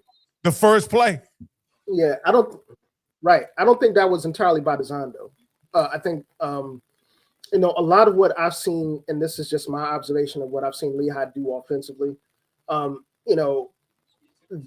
Their bread and butter is initiating sets traditionally inside out. Ball comes into the half court. First thing the point guard is looking, or whoever's initiating the offense doing is throwing it in the block so the rest of the offense can be initiated. And right now, for so far in the second half, we haven't seen that. Part of that is because PV is extending their defense out. They're pressuring those guards. And, we haven't seen the double as much. They can't hit a bull in the ass with an ironing board. Yeah. And I mean, to be quiet. See, listen. Hey, Rocky, I'm gonna go DC. I'm gonna go Beltway. See, in the DC, but we don't hear nothing like that, do we? Heard? Yeah, no, that's straight Texas. No, we don't, man. That's a man. I'm just saying the guy got a corner 3. He's wide open right there. Yeah. They finally hit one. But I want you to look at this. I mean, you guys are a little bit ahead of me, but I want you to look at what Lehigh is doing defensively. Okay. They're not exactly extending defense, but they're matching up man to man. They stand on the ground, though. They stand on the ground. Yeah, they're matching up man to man. In other words, that pressure isn't the type of pressure that we were seeing last night, where Howard would fully extend and really disrupt passes. They got him one in. They got him one. Yeah, they're not. And to PV's credit, man, they've adjusted really, really good. Yeah. Gotta finish that. Yeah. So, now they're switching it up, Hey, Wells is getting hot. Yeah, Lehigh just hit a 3. I think you guys already saw that. I think you guys are ahead. Corey Wills, 15 points already, the leading scorer for PV. But see, that's what I'm talking about. Corey Wells is playing the 5 here. So, and you notice that they can't do nothing with him. Right. So you notice where McElvey is at, number 35. Whenever PV is in offensive sets, they're starting to keep him in the paint now, and they're moving Wells out to try to get him out. They're running the same action every time, and they're not even looking inside. Yeah. Like Herb, come on, man. They got to look inside when this guard switches. Oh, I agree, and I'm surprised that their coach hasn't made that adjustment. But the last 2 offensive sets have been more scramble for PV, and that's been really, really effective because that has allowed those guys, particularly Wells in particular. Oh, good block. That's particularly allowed Wells to really put the versatility that he has on display. Just allow him to face up to the basket. And in the last 2 sets down, it hasn't been the big guy that's been on him. It's been a guard or forward. Where they had 5 on him, yeah. and he can just put it on the deck against 5. Yeah, well, that's the thing with Wells, man. Wells is really versatile. He can handle the ball extremely well for his size. He's a big forward. He's a big 3 guard. He's a big what I have noticed, and this is just me, I don't think Whitlock is a good defender, and for this reason, they're switching everything. Well, to be quite honest with you, I think from an individual defending standpoint, I think Lehigh to a man is pretty average. It's the system that they're running that is, caused and the size. Yeah, and the size that's called PV problems because, like I said, those guys aren't rim protectors out there. They're not actively disrupting passing lanes. They're guarding area, and they're preventing. They were trying to prevent those guards and PVs, cats that can do it off the dribble from getting into the lane and getting to the rim. There are a couple of ways you could do that. You can do that with pack line concepts, like I mentioned before, where you got, the 3, 4, and 5 that are sitting in the lane that are just guarding that area and not, and using their length to wall up and not allow somebody to get completely to the rim, being that no man's land, so to speak. Mm-hmm. Or, the other philosophy is you got people that extend out, and disrupt passing lanes, make people with the ball extremely uncomfortable. Lehigh's doing the former. And PV doesn't. Wait a minute. This right here is still one of the most important. You're talking about a 21-point scorer. Yeah. A guy that went crazy in the tournament, and he's still scoreless. He's still scoreless. I think we got to understand Whitlock averaged 21 points and is a 3-point shooter that can go get buckets. So let me ask you this here. Yeah. Herb, you know about the Patriot League much better than I do. How often in the Patriot League does Whitlock see a guard like Horn? Never. The Patriot League. Navy was supposed to win. Navy was supposed to win the Patriot League this year. Yeah, they were upset. They were upset. Navy. This is Navy was 26 and 7 this year. They're in the NIT now, but they were by far the most athletic team in the Patriot League this year, and it showed because they could do things that nobody else in the team and nobody else in the conference could. Hey, Herb, wait. I want to change discussion on something real quick, and I want to throw something at you guys. Okay. We've seen Howard. They play UMBC, beat them. Prairie looks really good against Lehigh. Mm-hmm. This is what we talked about scheduling. If you saw the SWAC scheduling these comparable type teams, all of a sudden you got SWAC teams 27-8, 25-9, like Tennessee State. And so this is what's interesting when we, because I think this is important. I want people to understand. We've come into this first 4 the last couple of years and won this game. Yeah, and I think other leagues that are similar on our level. Yeah, and I want people. And the thing about it is, we are not scheduling, and what happens is we get this perception, man. SWAC and MEAC, man, they ain't no good. They ain't no good. Herb, you know this better than I do. That North Carolina Central has come in with. I know 2 years they came in the tournament like 27-5, 28-3. And they still got 16s. You know what I mean? So is there any benefit to scheduling tough for the HBCUs? Well, I want to point out a couple of things. One, the scheduling philosophy has to be something that's collectively embraced as a conference. When I say that, you can have one mid-major in a conference schedule, regional folks and schedule really, really effectively.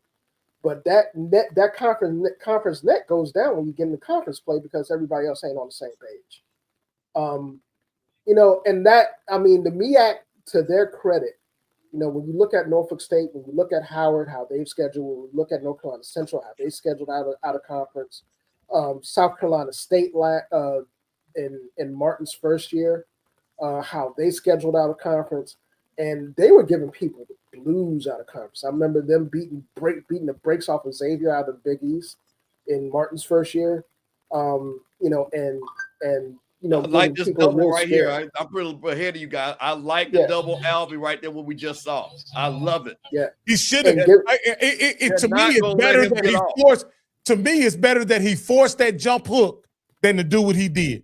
Yeah, and giving people, the, you know, but you know, you see what you saw what you saw. You just see the guys putting their hands down, straight up, picket fence, old school. Yeah. Don't put your hands down. Just keep your hands high. Yeah, but they wearing no boy out, man. They wearing him out though. Yeah, and I mean, just to finish the thought to your question, Rock, that's something that has to be collectively embraced by conference.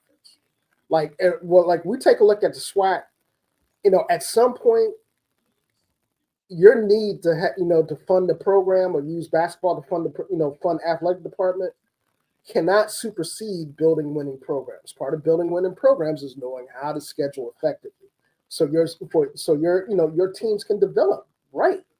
Like I look at Jackson State, for example. Whitlock finally hit one. Yeah. And he was open. Yeah, and it was deep, and it was an open. I'm not going to even get into that because it was deep. I know. It was but deep. it's I'll tackle that after I tackle this point. What I'm saying is that you can have Alabama. Here comes that man Horn. Yeah, you can have Alabama A&M, or Grambling or any number of squads have a really effective out-of-conference schedule where they're not playing a lot of money games, but you turn around and have Jackson State, go first 15 away from home, traveling all over. That was a weak call. That was weak. That was real weak. Having the first 15, going the first 15 games away from home and losing, just playing strictly power teams. And by the time you get to the conference, you're talking about you got double-digit losses and you're fighting that sort of thing collectively, just screws up the actual eye test and the visual profile for a conference. It just does. How you schedule is important. He gonna shoot again. Oh, he got to keep shooting now. Yeah. I saw that little hop. Yeah. Hey, Horn want to get there you go. And keep challenging. See, listen, let me tell you what I like about what Prairie View. Your guys, Wells, Horn, Williams, they starting to get the ball and go to the basket. They're getting in that mid-range game. Guys that drug you along through the SWAC tournament, now those guys are starting to get it. Now, Mr. Campbell, they weren't getting that call in the first half. No, they weren't. They were doing the same thing. But that's okay. When you're aggressive, because now you're going to the basket, because they weren't doing that, they were shooting jumpers. Now we're going downhill. Well, I'll say this. They weren't getting those calls at the basket because I think, for the most part, the refs really kind of dictated what was being called in the first half. They were still getting downhill, and they were still getting into the lane and trying to finish at the rim. They just, weren't effective at finishing those shots. And I think that's changing. I think the adjustment that Smith made in terms of changing how Horn hit the last three shots. Well, I think Williams might have hit one, but Horn is getting it going now. Right. And I think they're having problems now stopping them getting to the rim. And I think that has a lot to do with the same problem in the first half. Well, no, they did a really good job of really disrupting them at the rim. Not blocking shots, but making it hard for them. Well, what I'm saying is, I agree with you, Herb. But what I'm saying is, they've adjusted to them just staying on the ground and not going after the shot. Oh yeah, absolutely, I agree with you. They were expecting them to go after the shot, and they're not going after the shot. Yeah. They're staying on the ground. Yeah, and I think Horn right now, Horn's doing he's feeling Here it. Comes Horn again. He's feeling it.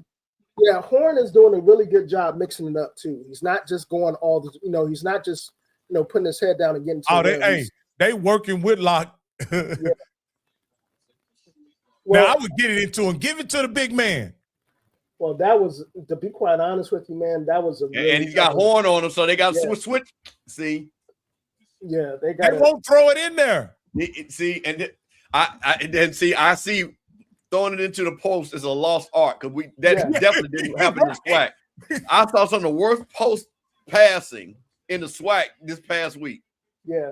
Hey, wait a minute, real quick. Hey, man, to my Prairie View people, who is that old light-skinned lady with that glitter? I saw her at the Celebration Bowl. That mama got money. Mama up there in Dayton. Mama was down there VIP. Who is that lady? I want to know that alumni. Tell me who that lady is, because she be at all the games. This dude. Hey, man, mama cute. Hey, man. Hey, man, Horn is really putting the work in right now, man. I like what he's doing in the mid range too. He's forcing those guys, whoever's guarding them, they got, he's putting them on the island and forcing them to make a decision, get up on them, to challenge that shot, at the free throw line or at the elbow.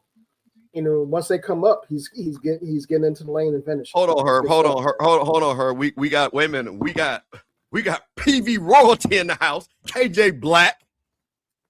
Yeah, what's up, colleague? Black champion. hey, I'll say this.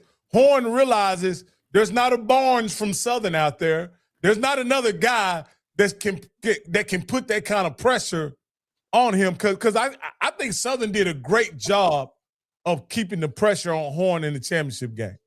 But there's no Barnes out there. What's the other kid from Southern that did a great job staying in front of me? He's long. I can't think his name.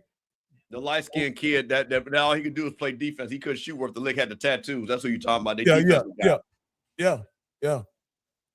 Yeah, man. I think, I mean, 994, man. Look, I'm just as happy as you are that they're not hitting shots. I just want, I just wanted to communicate the fact that. Oh, let me ask you this, Herb. How long do you keep saying they can't hit shots before you accept that they can't shoot? When the clock hits zero, that's how long. Because in tournament ball, you don't look, man. I'm just saying this, dude. You can't rely on the fact that somebody's cold as hell, for the entire game, and then they get that one shot, where they get an open look and drain it, and the basket opens up. PV is guarding them at 30 feet though. So when do they take the shot? But PV is doing but that's all on PV. PV is doing a really good job guarding. So we're not just talking about him missing open looks. PV is making it difficult for him to get to spots where he's getting open looks, which is something I think was now this was my point, Herb. At some point, they got to just go inside and run their offense with the big boy, man. Like that's I agree. I think does he have the stamina to be the offensive? He would need some hell of a stamina as a big man if he's going to finish the rest of this game as the point man on offense. Well, let me point out something too that I think is impacting how Lehigh is running offense in the second half as opposed to the first. They're still, when they get the opportunity, they're still trying to initiate offense the traditional way in terms of, getting the ball on the block and having to move the ball around. But PV's changed the way they've trapped. They've given them completely different defensive looks most of the time down the floor, which has disrupted that. So, that I'm giving all the credit to PV in terms of the defensive adjustments that they made. I'm going to actually give it to Coach. I think Coach has made some tremendous. Well, wait a minute. Hold on. Let me say this as a basketball. I'm going to say this again. The adjustment of what the coach has done, exactly, is putting the Horn in the mid-range game right there in the key, getting jumpers, not slot shooting threes, is wide open, and once again he just picked up a foul. This is what I'm talking about. So Herb, is that a way to kind of they putting Horn there? Is that to lift the defense, sort of? Yeah, absolutely. Okay, I think anybody, and it's not just Horn either. What they've done is effectively inverted their offense. So. You saw earlier in the second half, you saw Wells, who was playing the 5, out on the perimeter to try to draw McKelvey out to put him in the blender, so to speak, and try to take him off the dribble, force him to defend one-on-one. That opened up the lane for other guards. So, and Wells is versatile enough where he could put it on the floor. Lehigh went to their backups. Prairie View doesn't have any backups. Yeah. So Yeah, now, but Prairie View's only going to play 7 guys. That's all they're going to play is 7 guys. Well, the good thing with Prairie View, man, is that those 7 guys are lights out. So it's like, them, they're so used to running 7 But those 7 are talented as hell, and they can just carry. They can finish out a game offensively, particularly in the first 4 situation. So I'm not worried about that. I think just to finish the thought that to Rocky's observation was that the way that they've changed how they initiate offense, and I'm talking about Prairie View, has made all the difference in the world in terms of the types of looks that they're getting and allowing those guards and forwards to be more assertive in terms of getting into the lane and finding higher percentage shots. Horn's Horn. You put Horn at the elbow or at the free throw line at the top of the key and let him go to work, which is, I think excellent for Coach Smith. I think he just told him, like, look, man, I'm gonna put you at the elbow at the top of the key. You got that guy one-on-one. You put his ass in the blender and put it and do it like that. You know what I'm saying? And he's doing it. So, I think now we're seeing Lehigh starting to extend defense out on their own, which I don't know how effective that's going to be with the guards that PV's got, because they're really They switch personnel to do it. They're not in the same personnel. Yeah, exactly.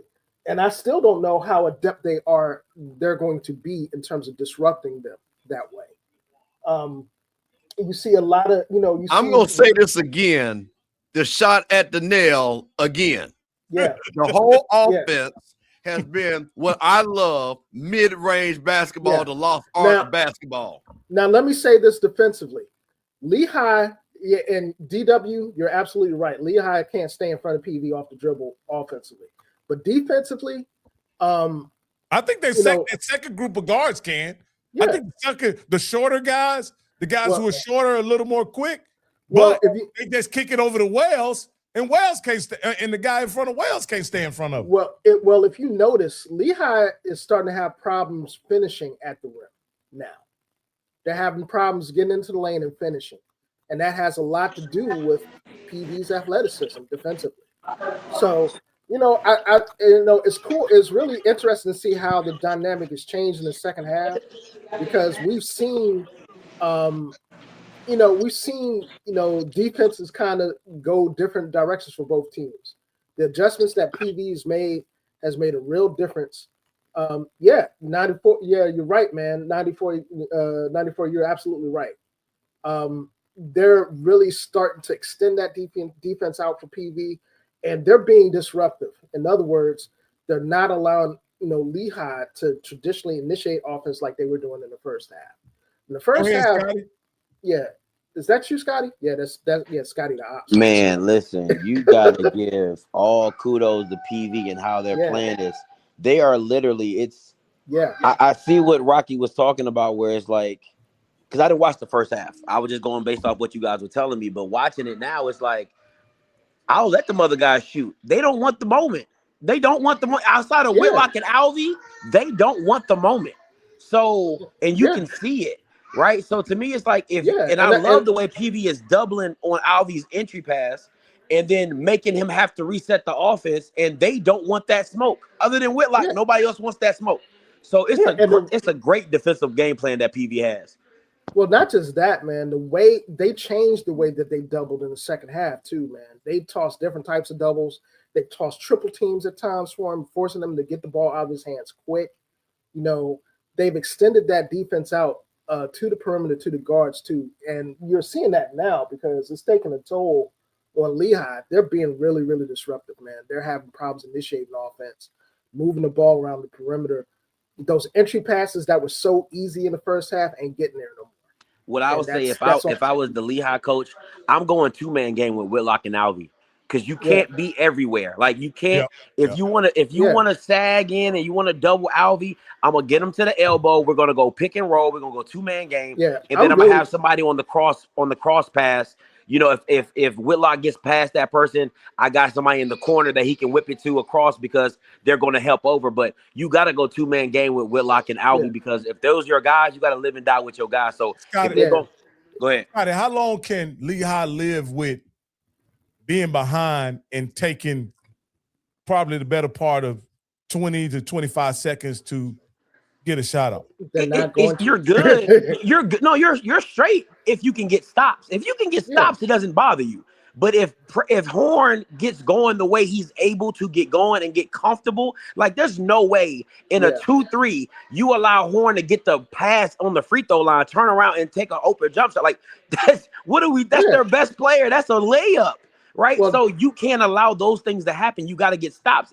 If Lehigh gets stops, then you're not worried. We'll take 20 seconds, 25 seconds. We'll do whatever we got to do as long as we're knocking down the score. But if it's a trading bucket situation, you're gonna lose. You're gonna lose. Oh yeah, and I'll go one further, man. I think the fact that Coach Smith, just told Horn, just like, look, I'm gonna put you in ISO situation at the top or at the elbow, and whoever's on you, you just put, like I said, you put them in a blender and blend them up, and he's been doing that the second half. Now, what I'll say here in terms of Lehigh, I'm really surprised that they have not done they hadn't been sticking with pick and roll the entire game, because PV's at a disadvantage in pick and roll situations with that big guy.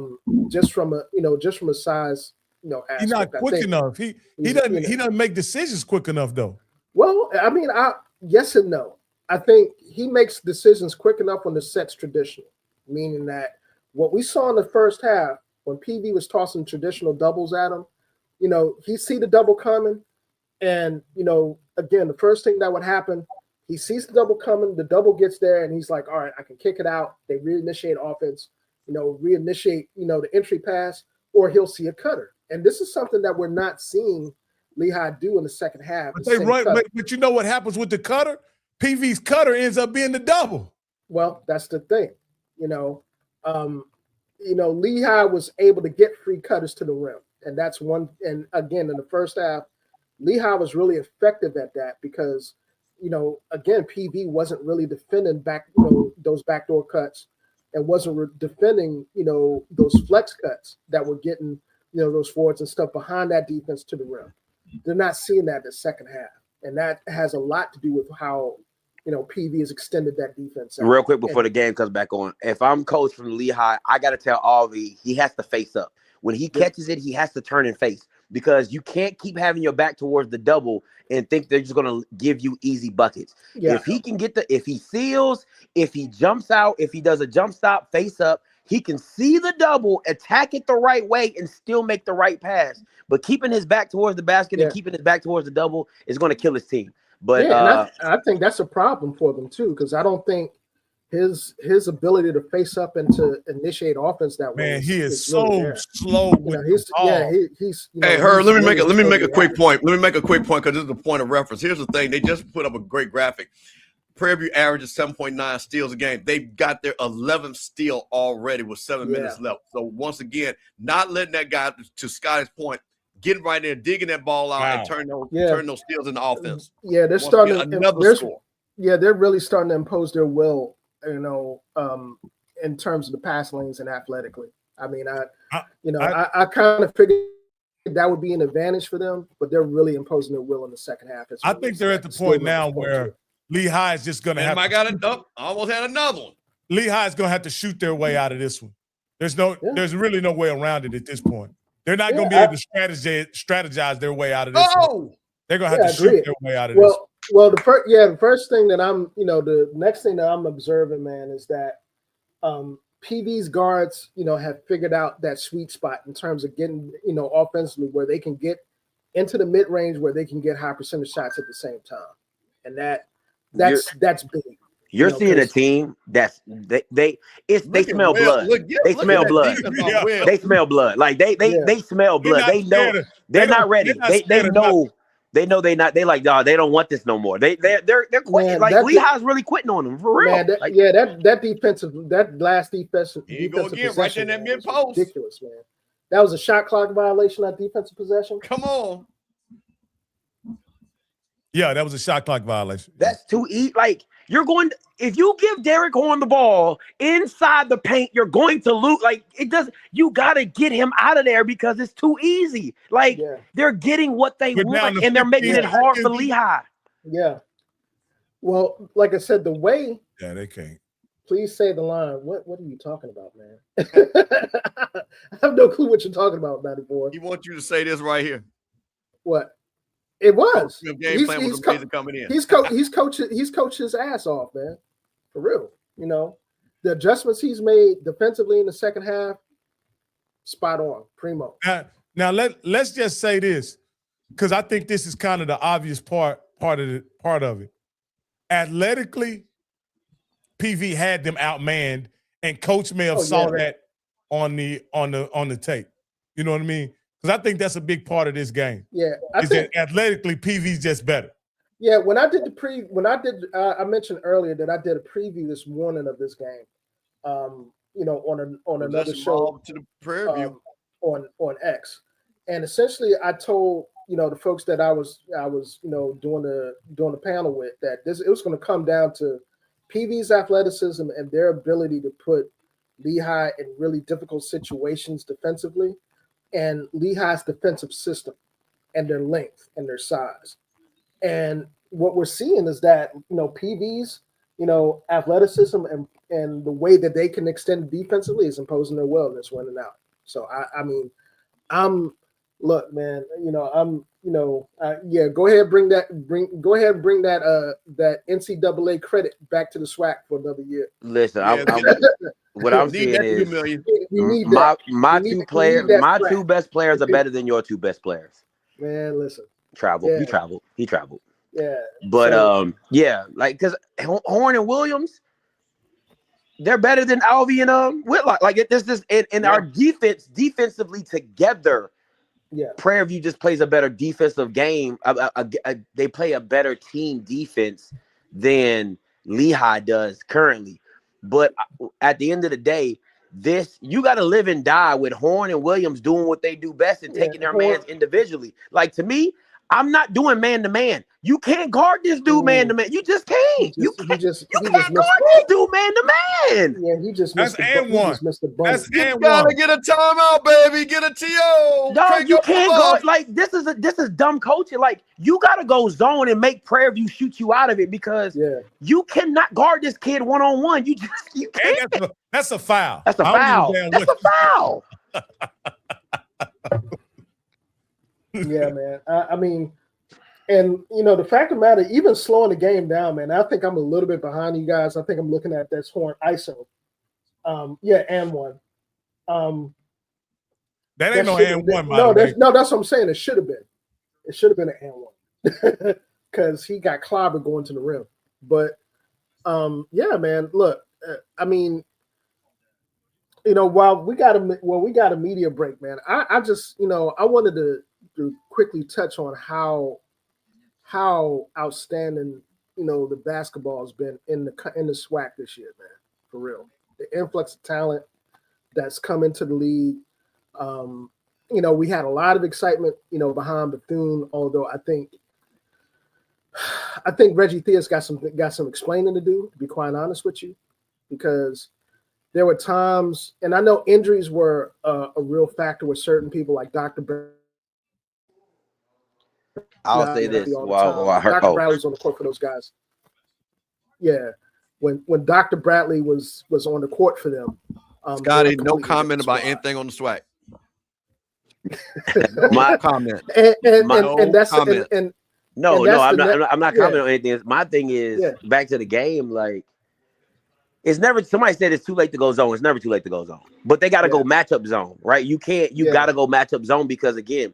If I got one-on-one with Horn in my matchup zone, it's pretty much a box and one. So I got to man him up, and then I got help coming behind because this guy, you can't stop him one-on-one. So I gotta have the matchup zone for people to be ready to watch the ball as it's coming to them, right? Because when you're in man-to-man, usually you got your back turned. You might be in help defense, you might be in pack line, you might be in the mid line or whatever you're trying to do. So to me, they got to go matchup zone because you got to make Prairie View shoot you out of it. Like, if they beat me shooting it out the gym, then, hey, they just beat me. But, I'm really I hear you, Scotty, man. I'm really surprised that they haven't gone to a 2-3. They haven't gone to, any sort of junk zone that would force PV out of the lane or force them to take. Well, they were in the zone when Horn was in the middle of the. They were in a zone then. Not the type of zone that's going to get him out of his sweet spot.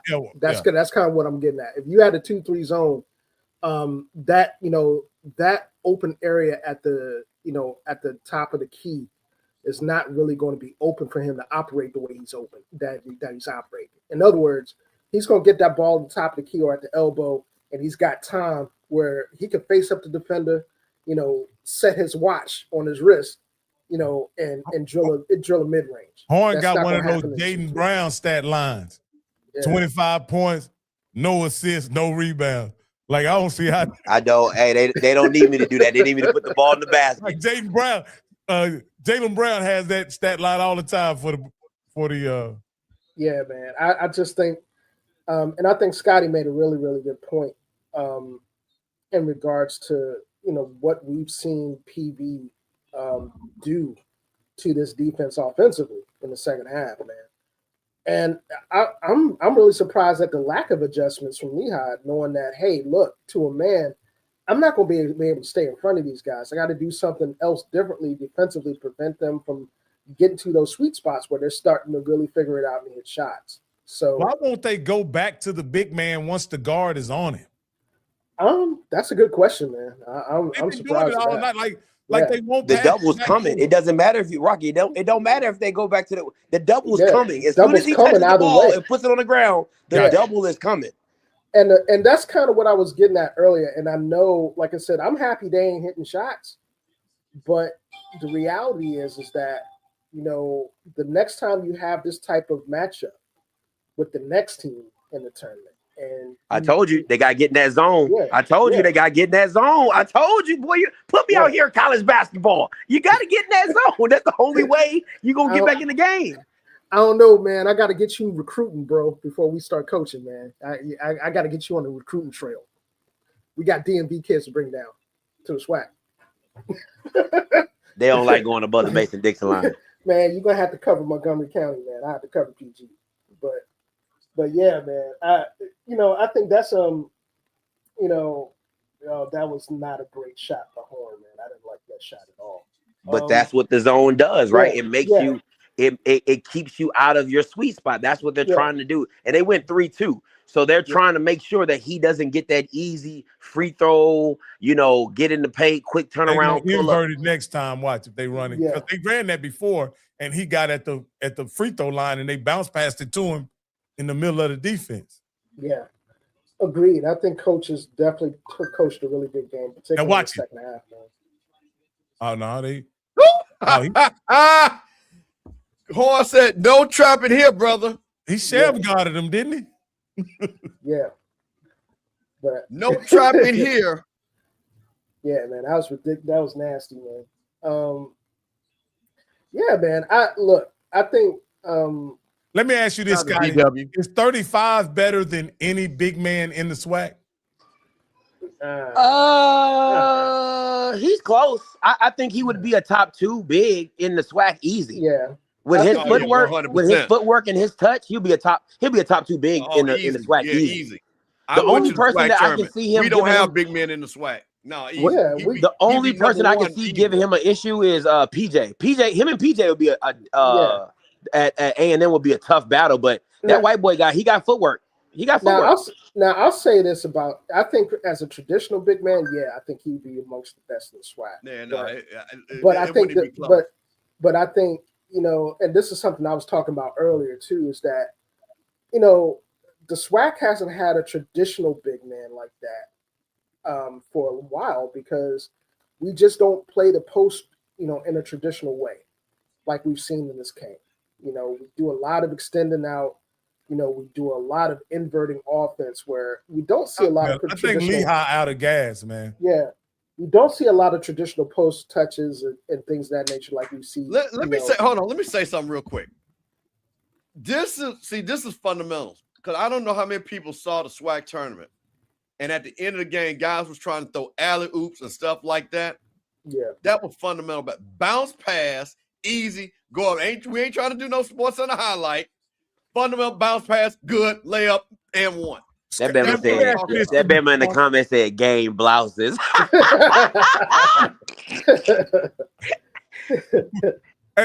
Let me ask you this, Mr. Campbell. I don't know if you know or not.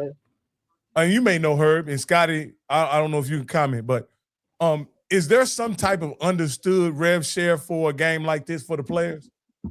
Mm, No, I don't.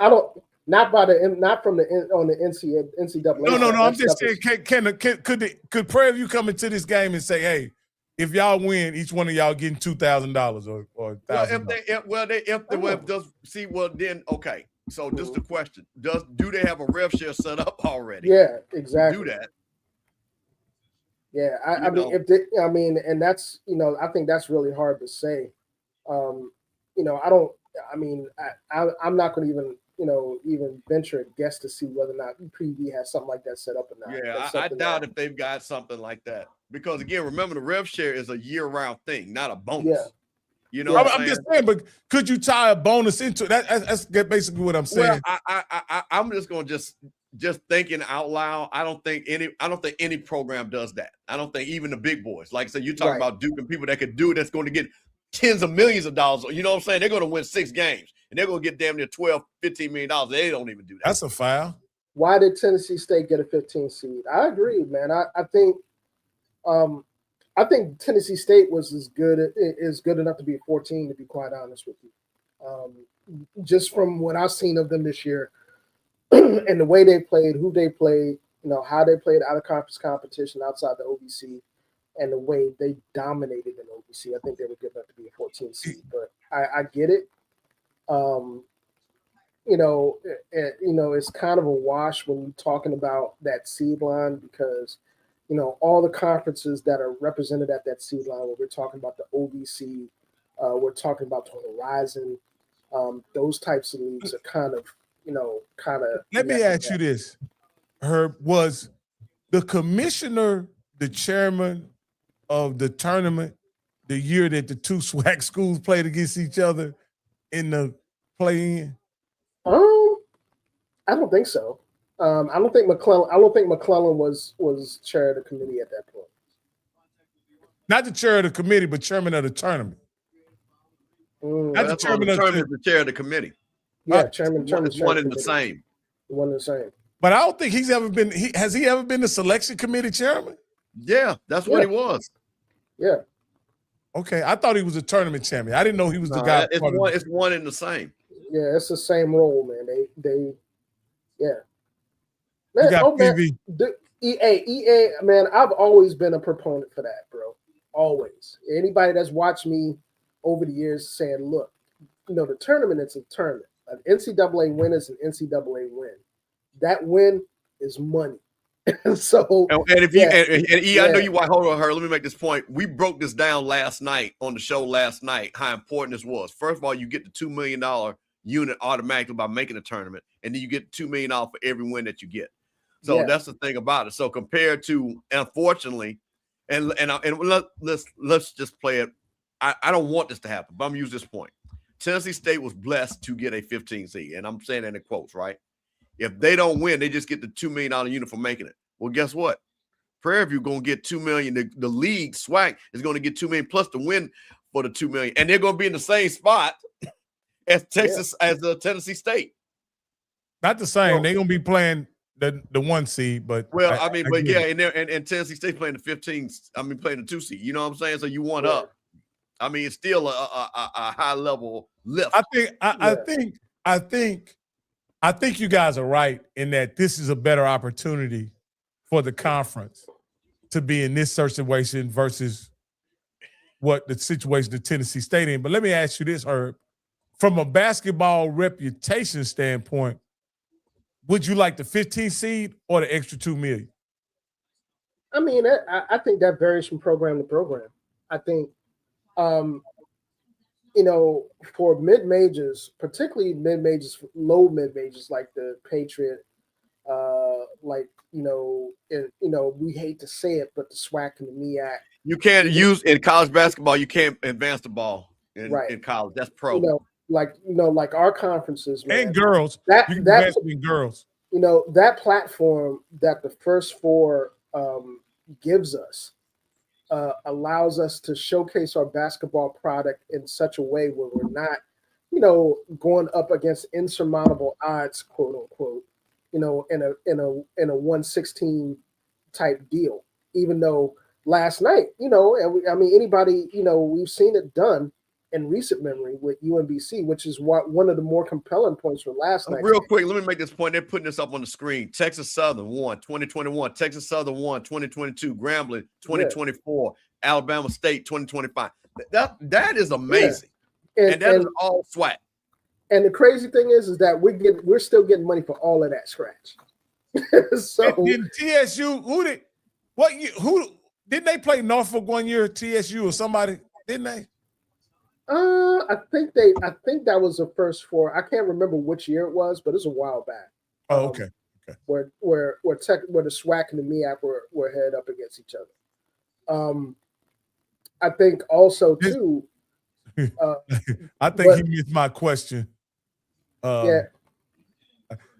I'm not. I know they can use the $2 million, but for reputation reasons, well, would you rather have the 15? Well, Rocky, let me answer that. Hold on, I can answer that. And I think this is what's more important. When you're looking at mid-majors, right, and you're looking to make runs, the seed of a mid-major, you know what you really want to try to get is a 12 seed. Mm-hmm. And you're playing that 5th seed. The 12 seeds have made runs in the last 7 years. When you can get to your program where you're basically that 12, 13 seed, that's when you could be a dangerous team. Because now because remember, if you're playing the 5th seed, you're playing the 25th best team or somewhere in the 20s. Okay. You're not playing the top 8 teams. Okay. Which potentially can win a national championship. Now you're playing somebody that, again, might have won 23 games, 24 games, and things like that. Now, if you're a 12 seed, you might be a guy, again, 28-2. That's rolling a whole bunch of seniors. So that's where I'm talking about, which goes to building your program, where you're starting to get confidence, where you got players, and then you can get that high seed, and then you can get that matchup in that 5-12 where you can get a win. Yeah, and to add on to that, man, before the end of the game hits, the first 4 for me is a showcase, for your basketball product as a conference. So for the SWAC and the MEAC in particular, we've won that consistently now for the last couple of years. We won a game in the first 4, whether it's been Texas Southern, whether it's been Alabama State, whether it's been, Norfolk State, whether it's been Howard. Howard got their first win last night, obviously, and now Prairie View. We're talking about the last 5 or 6 years. You know what I'm saying? So that in itself is, to be able to showcase that, have your own platform for the first 2 days of the tournament, because that is the first 2 days of the tournament. I don't care what anybody say. The first 4 is tournament ball, because that's what it is. Lord, let me tell you something. This coach just brought his school $4 million. Well, yeah. The SWAC $4 million. He's straight. He more than straight. He's straight. he might even get more resources out of this, because that's the thing. Let me say something about what you said about the resource thing. And I'm gonna keep saying this, and I've said this, and everybody know I've been on different channels. Prairie View, where they're sitting at, and Texas Southern kind of shaky. Even Texas Southern still good in basketball. But what that school is, if they get that thing going with the amount of basketball talent in the state of Texas, and football talent, and baseball talent, and track talent, Prairie View don't, and like I say, should be good in all 4 of those sports without blinking in the state of Texas.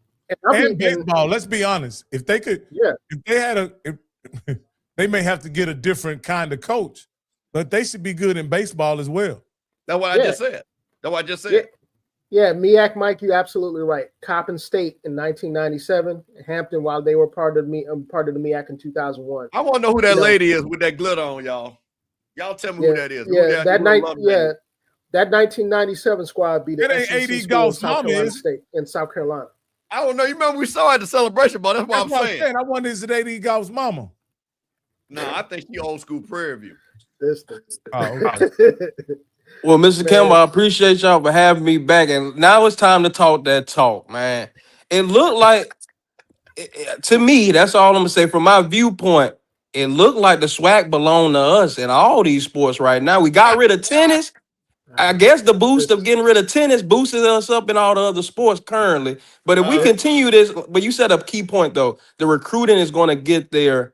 The ability to believe that Prairie View is a place that you want to go to now, and it's being on a national scene, is going to be there. So we don't have to keep, losing people to a Texas State, to Sam Houston, to the different smaller schools around our area. But yeah, this is our year. And again, the football talk, I don't even want to bring it to basketball, but y'all know what we did. Like with that defense, I guess Coach T. Jack went and talked to Smith about that defense.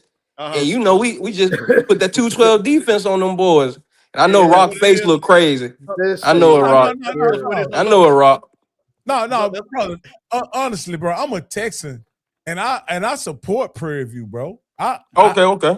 I write many. I wrote me and my wife. I don't want to leave my wife out because she's a major contributor as well to my daughter's education, and my daughter gonna graduate this May. So I'm walking with her.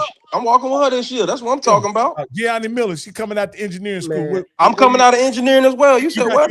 You got your engineering ring on February the 17th too. You hear me? And we went to the honors convocation today. I hope she was there. Yeah.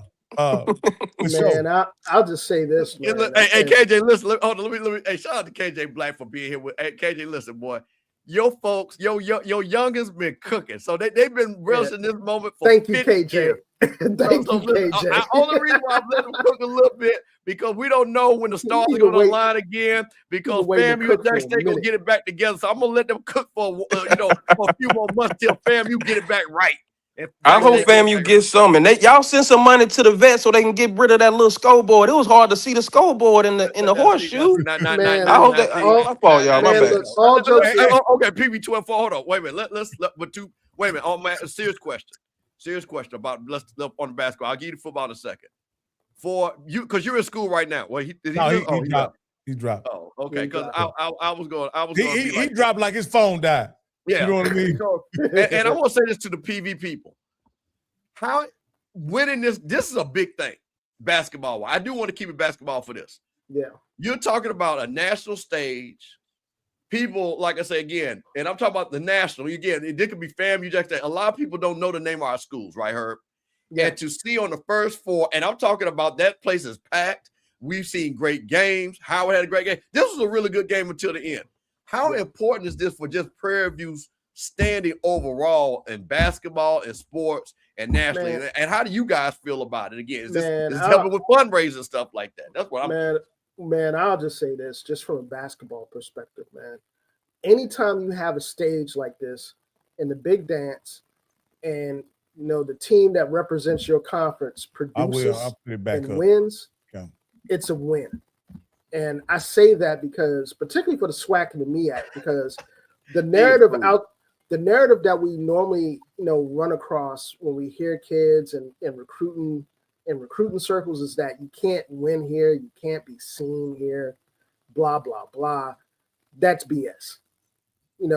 Division I basketball is Division I basketball. Yeah, you got mid majors and majors and Power Fives and Power Fours, but the reality is that if you hire the right guy in basketball that can build a program and build a culture that wins and is competitive and can recruit, you can go to that place and as a player. And I say this to kids that contact me online and inquire about HBCU programs at the D1 level or D2 level.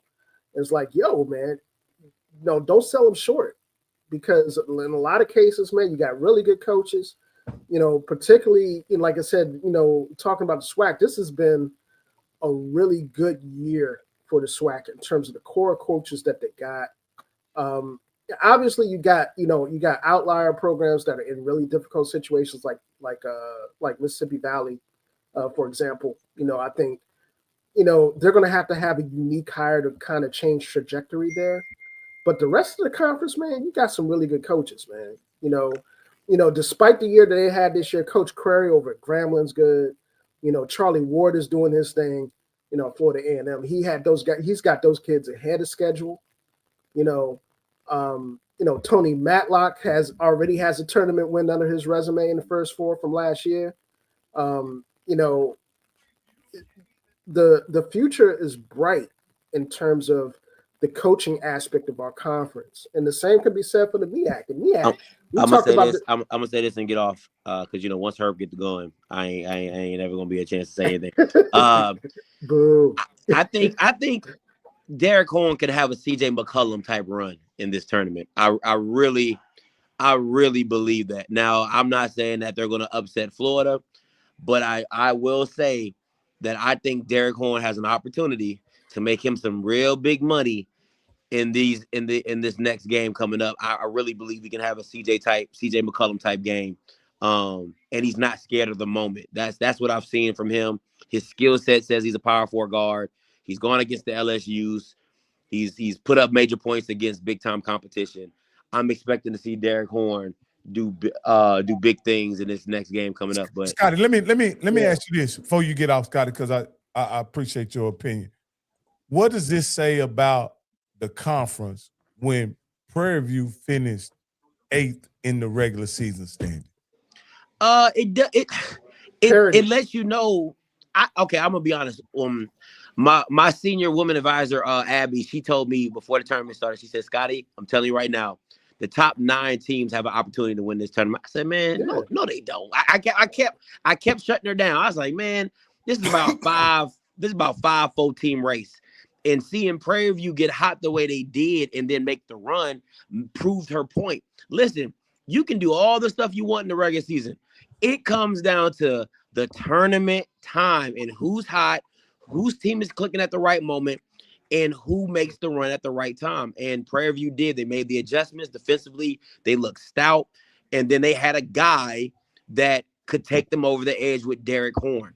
So I think the thing for me with the SWAC, I would like to see them expand diversity. I would like to see some Alvies. You know what I'm saying? I would like to see some Alvies in the SWAC. You know what I'm saying? I like to see a couple of those kind of kids that can really give you a different look, you know, power forward wise or shooting guard wise. You know what I'm saying? But other than that, man, it's anybody's race. It's anybody's race. It really is. And I'm gonna say this and I'm gonna go.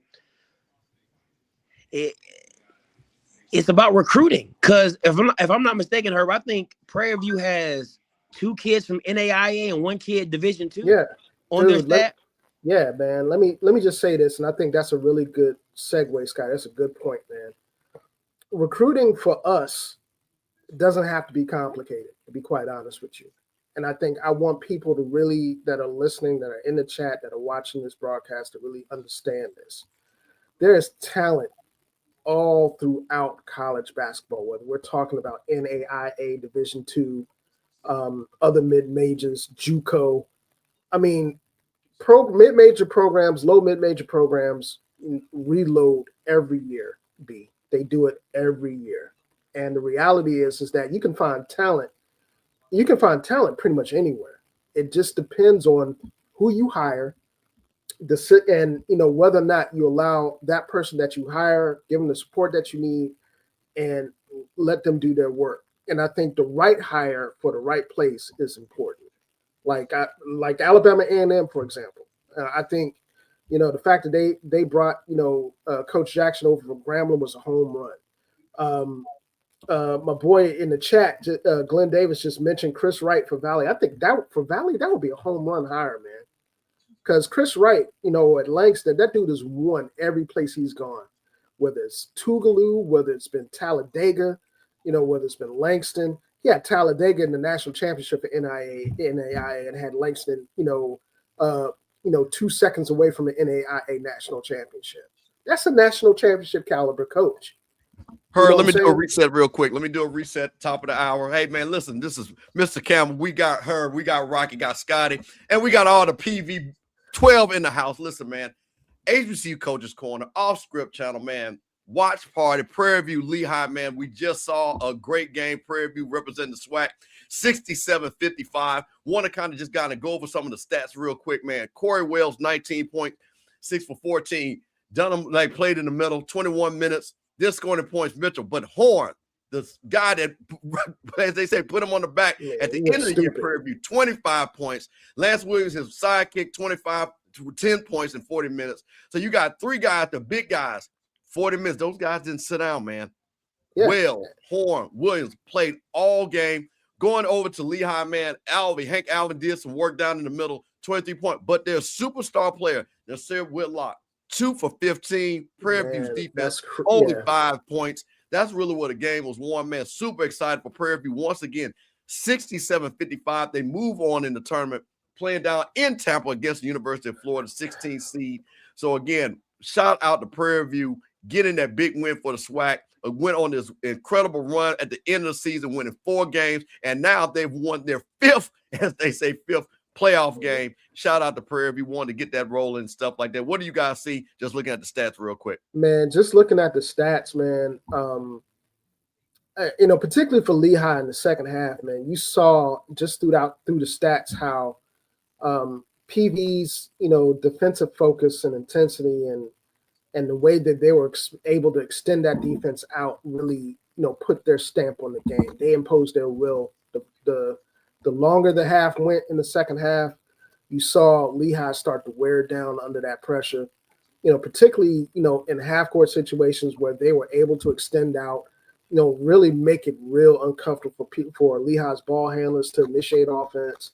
By the end of the game, they were having real problems getting into the lane, finishing at the rim, even getting really clear and open looks up wherever they were at. And, McElvey was doing work, man, but at the same time, they made it really difficult for him to get the ball in the second half in terms of, the ease at which he was getting the ball in positions where he can really be effective at on the block. So, shout out to PV's defense. And, of course, you look at PV's offensive stats. Look, man, we look at Dante Horn's 25 points and he went off in the second half. But I think that 19 points from Corey Wells there, particularly in the second half, with the adjustment that they made in terms of inverting that offense and putting him, out on the perimeter, bring McElvey and some of those big people out to force them to guard was really, really important. Let me reset this right here for the team stats real quick, Herb. Hey, man, listen. Yeah. Well, this is where the game was won at team stats. Hey, man, listen. Prairie View with the great defense on Lehigh, only 36% shooting from the field. Prairie View went 27 of 57, 47% field goal range. Lehigh, 21 of 58, only 36% from the field goal range. But guess what? 3-point shooting. That what Lehigh was known for, only 6 of 24, 25%. Yeah, that is great defense on the perimeter. And, of course, their star player, Whitlock, did not get it done. Like I said, we talked about the 2 for 15 free throws. Hey, getting it done with Prairie View, 10 of 12, 83%. Looking at Lehigh, again, 7 of 12, only 58%. Rebounding, once again, that was the thing. The bigger team was Lehigh, so that's what they said. But guess what? Prairie View held themselves on their own. 34 rebounds to 39 for Lehigh. Assists goes to Lehigh. Steals, which was a big part of this game, the good 12 defense. Steals, man. 12 steals versus 5. And how about this, which was a sneaky stat that they didn't talk about? 9 blocks. That was shocking for Prairie View, man. Yeah. Listen, defense is what you saw Prairie View hang their hat on, and that's what got them to win. Rocky, what do you think about that, looking at those stats? Now, I just think it was a situation where Prairie View had a shaky start offensively. They had a chance to figure it out, but their defense, they played solid defense the entire game. And just like I thought at halftime, once they start making shots, then I think, Prairie View's defense would ultimately determine the outcome of the game. But I think the game was close early. Really was because Prairie View, like you mentioned, Prairie View was not able to finish in close, and that's why they weren't able to. The game was close at halftime. Yeah, I think that's a good point, Rock. While we got this stat up, I want to look at one specific stat. Points off of turnovers. You got 18 points off of turnovers, man.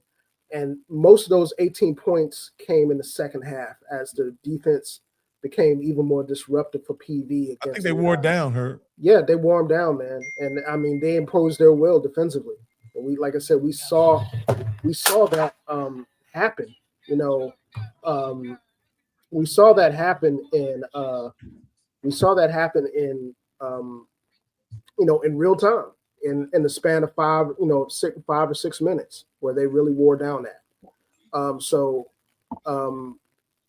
It was something that was really apparent,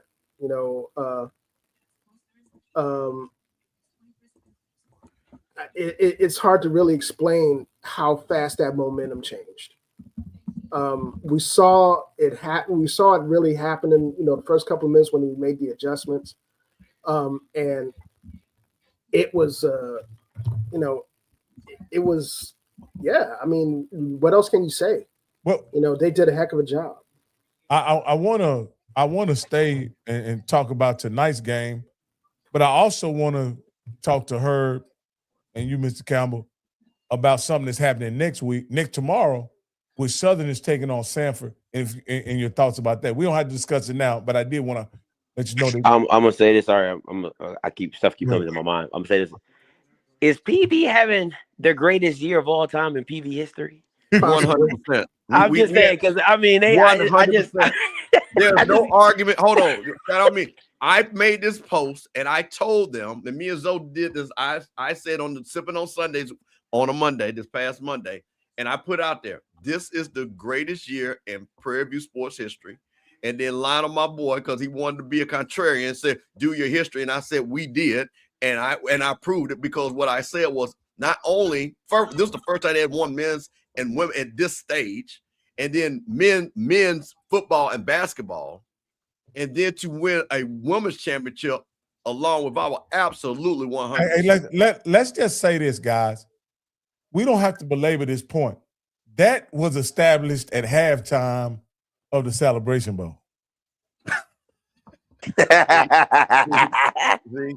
No shade. But I'm just saying, with them being up by 21 in the Celebration Bowl, I think that established the greatest. You know, just think about how many demons that erased based on what my experience is as a Texan and what I know people think about Prairie View in a game where 2.5 million people were watching, and Prairie View was up by 21 at halftime, or I don't think it gets any better than that for Prairie View in the past 100 years, does it? You're on mute.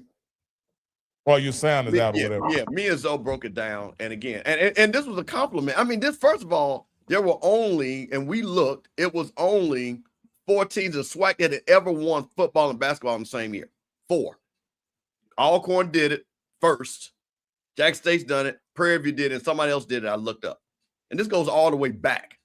So that alone sits them at a level. I don't know about the MEAC. I don't know if FAMU's ever done it. I don't know if A&T has done it. Maybe A&T might have done it in basketball. Well, I don't know. I didn't look at the MEAC. I was just talking about the SWAC. But the thing I gave them, because they won the women's softball regular season championship, volleyball, but they lost to FAMU in the tournament because we had to whoop that. Now, let me ask you this here. Does this put pressure on anybody in the SWAC with the success that Prairie View's having in athletics? Does it put pressure on anybody, or are people just saying, well, this is the new Prairie View, we all just got to get used to it? Or is there a program or programs that say, we got to do something here quick? Because if Prairie View can do it, I know we should be able to do it. I'm going to tell you who the pressure's on. Man. Them folks down in Baton Rouge. Man, I'll tell you what. I'm going to keep saying that. This thing here got them folks, because I got people in my family of Southernites. I talked to some. Listen, they don't want to say it because the first thing, they ain't our rivals. I get you. They're not. But I'm telling you, when you have Prairie View, who you have dominated for most of these people's lifetimes, and they have went to Celebration Bowl, you haven't. They have went to the NCAA tournament, won a game, and you haven't done it since 1993. Shout out to that team that beat Georgia Tech. So I give you that credit. But the point of it is, right now, absolutely, they're looking at that. So I'm telling you, I can't wait to see Prairie View and Southern match up in anything going forward. Man, I'll tell you this for basketball. I think the pressure's already on, and I don't think it's a matter of one program. Although I think PV having the year that they've had, was great, and it's a catalyst for that. But I think the fact that we've had these types of results on stages like this. And I think about the basketball year this year, starting at the beginning of the season when we saw Bethune-Cookman, going to Auburn, and take them to OT. In a game that they should have won, to be quite frankly.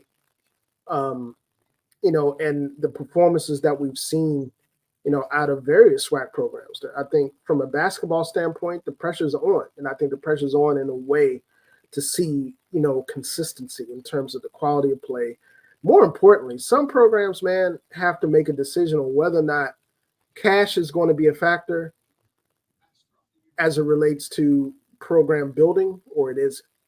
And I'm talking directly to folks like at Jackson State, Mississippi Valley State, as it relates to basketball, because you can't.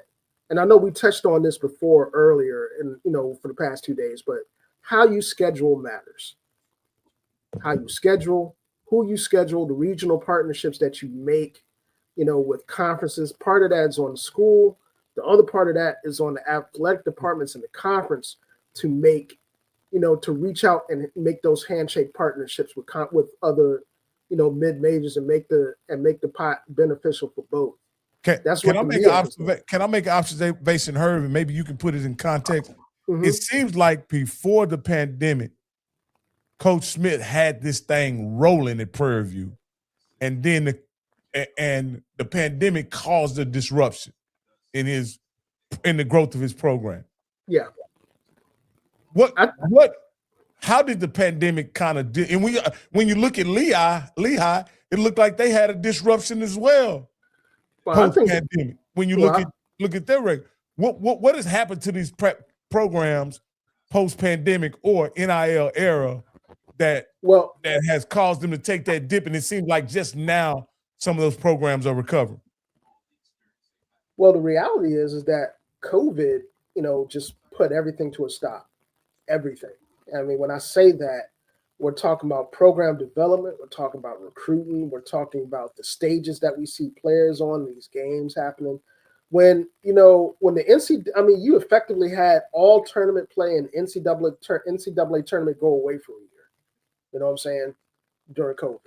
And essentially, when it came back in the bubble. And it was something that was not the same type of product that we see now, that we normally see.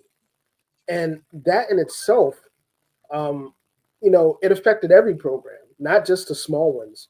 Power Fives. I know the University of Maryland, just to use them as an example, when COVID hit, they had a Final Four caliber team, with Mark Turgeon there. By the time COVID ended, Mark Turgeon was out of a job, and Maryland is hurting. It's something that, obviously for certain mid majors and conferences where that, where the ability to play and to, be creative recruiting is a little different. It hurt us more. Well, let me ask you this here, Steve. You went into COVID as a FAMU fan, kind of just getting back on track with Willie.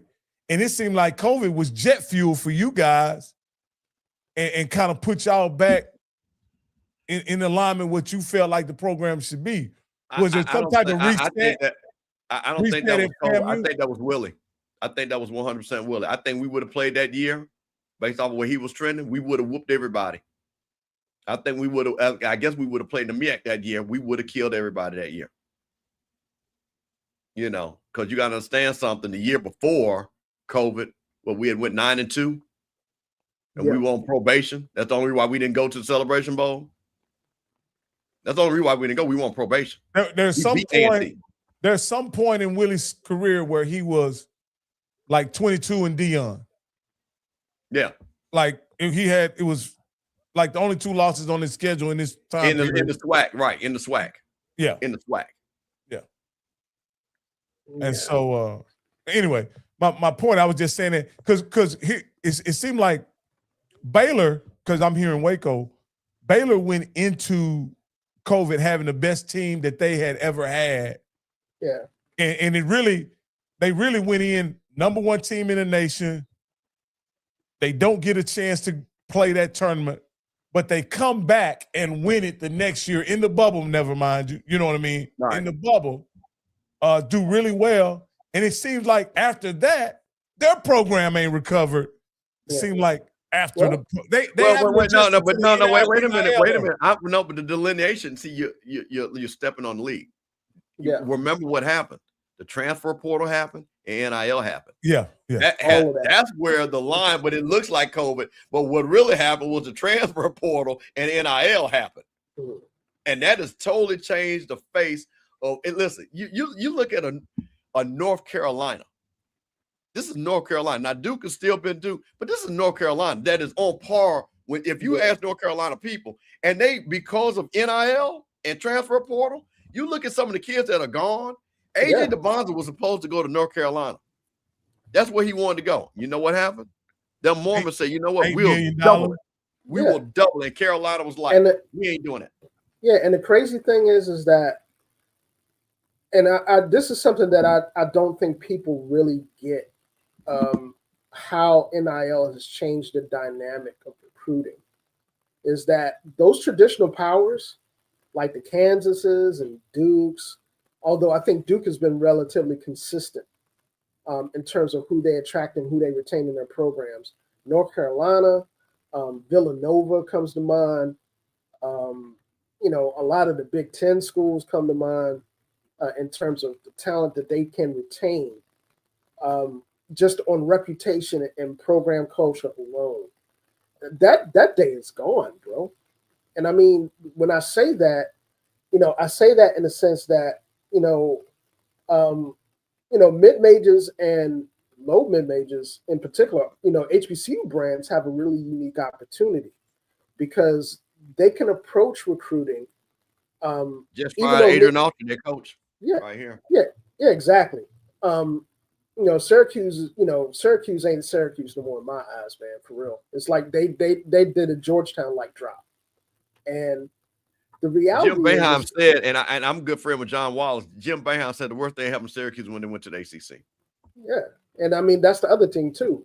But Syracuse was one of those schools that defied the NIL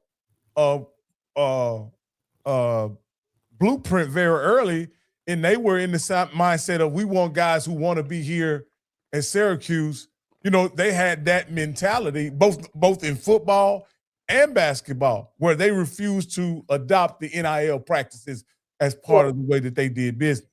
Well, I think, and just speaking for basketball for Syracuse, I got a really clear picture of how that's played out. Syracuse alienated a lot of that base, basketball wise. Even now, man, with Carmelo Anthony's kid, being at Syracuse, Adrian Autry is an alumni.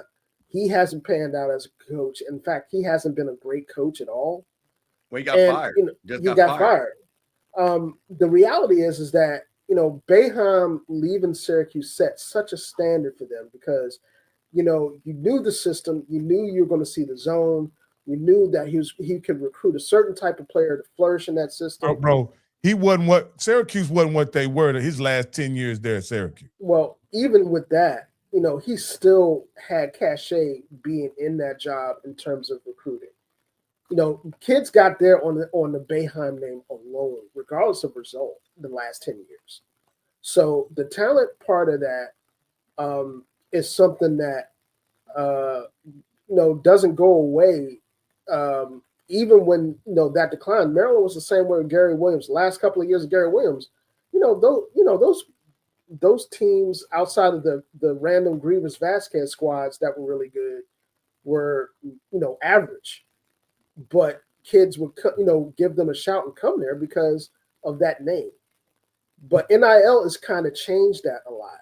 And Herb, on the football side, Coach Jackson said, hey, we're able to get guys who've already gotten paid 2-3 times already, and they're willing to come to Prairie View and play for whatever we have to offer because he believes because they already got paid and whatever that result is, they're willing to play in a what I got from it, and Mr. Campbell, you can comment because you were on the same interview. He was saying guys are willing to play for the love of the game because they've already gotten paid. Do you see that happening in basketball as well at some point for the SWAC, where kids who've already gotten paid willing to come to the SWAC for the SWAC experience? I think it's going to be like that on a couple levels. One, and I think we talked about that. Mr. Campbell posted something last night during the halftime of the game between Howard and the name of the squad just escaped me. UMBC. You know, yeah, I think that's going to be something for certain coaches. That's going to be a factor. But I also think that the fact that kids are seeing that, you know, coming from specific places, they still want to be developed. You know what I'm saying? And again, that's where I think, you know, HBCUs and other mid-majors have a really unique opportunity to appeal to that kid, particularly the, you know, the high school freshmen, you know, that are coming out, you know, the high school seniors that are coming out and looking to be developed, not just, you know, looking to go to programs. Because I think a lot of times, man, and I think Mr. Campbell posted this Twitter graphic. I think it was on the show last night, where it was a text message, you know, from a kid to a coach that, you know, they stopped recruiting me because they feel like they wanted to go to portal guys and not develop kids. You know what I'm saying? That's a reality in a lot of programs. And that's something that I think, you know, for certain mid-majors and for us in particular is a unique window of opportunity for recruiting. It's just something that we have to, you know, kind of embrace and figure out a way to maximize that potential. Is that what you got out of it, Mr. Campbell, when you heard Coach Jackson said that they're able to recruit guys that have already getting paid once, twice, maybe even 3 times, and they're willing to now consider HBCUs for the experience that it offers, not necessarily the NIL money. He also added that they've been lied to through the process so many times, they really want to be around someone they can trust. Listen, man, it's simple. In the end, money means something, but kids want to play. Yeah. Kids actually want to play. And to your point, if I've gotten paid and I feel I can play, and we've seen this happen, kids come to our level that played sparingly at other places because of whatever reason, but you can see the talent. And they recruit another kid to play over him again. Listen, you know, you look at a guy, and again, just pops because because Rocky don't make sense. James Houston played at Florida, right?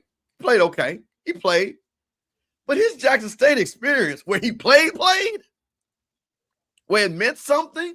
Aubrey Miller the same way, I think. Aubrey Miller, guys like that. You know, when you see things like that kids want to play. And my thing is, and again, hey man, shout out to HBCU Coaches Corner, Nolan Smith interview. Nolan Smith was like, hey, Herbie was there. Yeah, Nolan, he broke it down. Bro, them cats in that DC league want to play, bro. They want to play. Man, you a hooper. You want to play. Yeah. And I'm going to tell you this, to your point, Rocky, you know what makes it even better? If I'm a coach in the SWAC, MEAC, but let's just say SWAC, we talking SWAC. And my boy Mike Rodriguez said, if I'm Charlie Ward, I'm like, did you see what Horn just did? If I'm recruit, you couldn't FAMU. I can put you on a big stage like that. Yeah. And you can play in the tournament. You can be a tournament MVP. You can have people saying your name. Or Charlie Ward, you think he don't have Pat Riley number? But I'm talking about what you're saying, the genesis of getting play. Kids in the end want to play. Yeah. And what happened with Prairie View, what happened with Howard, where you got a Kenny Blakely with Nolan Smith, I think that game is going to be a tough game. And my say, if I'm another coach in that league, and I'm saying, because again, all the things, hey man, listen, you ain't played. We can give you a stage to play on. Horn is going to go light that thing up against Florida. Now, Florida, they defended national champions. Yeah. Like I said, no disrespect to Prairie View. I'm sorry, this is Florida, and those boys are big, and that game is going to be. But Horn, that's the type of game. Horn can get crazy and get 25 on 3 first-rounders. Yeah, and I think just to kind of add to Mr. Campbell's point, man. HBCUs in this moment have a unique opportunity, and I think Campbell touched really drove this point on during that interview, man, with Nolan Smith, Coach Smith. The first thing he said was like, man, NIL might not even be that much of a factor. You realize you got kids out there that that are just looking for a stage to play. They'll take $5,000, $6,000, $7,000 for NIL just for the opportunity to showcase themselves. And we're not talking about Power 5 or Power 4 talent or 4 stars or however other stars you're talking about. You're talking about JUCO kids that ain't being seen. The kid from Cal Baptist, man, that kid was what? JUCO NAIA the year before, and he got on the stage at a program that has even less visibility than we do, and showed out. The first thing that people talk about, man, this dude's lights out. You know, you seeing viral stuff in him all over the place. You know that.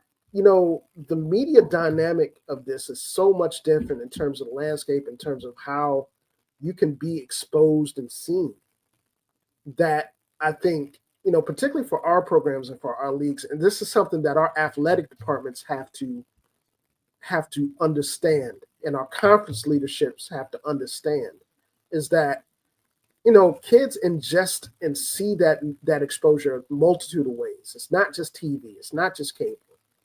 You know, people see that social media feed. People see that viral moment of that kid going off or crossing somebody up or doing whatever. No, it's a reflection of the times and how we ingest media in general. And athletics is no different. Basketball is no different. You know, so, you know, I think it's a very unique time for us. And, you know, back to what I was saying before in terms of who you hire matters. Who you hire to run that program makes all the difference in the world for HBCUs. We're seeing it. We've seen it at the highest stage of the NCAA tournament. You got, you know, two class hires in Byron Smith and Kenny Blakely. You know, both of those guys have been entrusted with their programs by their athletic departments and have been ambassadors, not just for their schools, but for their respective conferences. And the product on the floor reflects it. And they're winning. You know what I'm saying? That sort of advertisement and representation is priceless, particularly when it comes to recruiting. Kids are, you know, go back in March Madness and see these wins. Alabama State win, you know, that was an uptick in recruiting from Matlock. You know, Texas Southern has always seen that when they've won. Norfolk State has seen that when they've won. You know, like I said, there's a really unique opportunity there. And I think the fact that we're in a unique position to receive it, you know, it speaks volumes. You know, I want to see it. That man, well, my biggest thing is what I would love again. And again, I know intimately because again, I know ADs.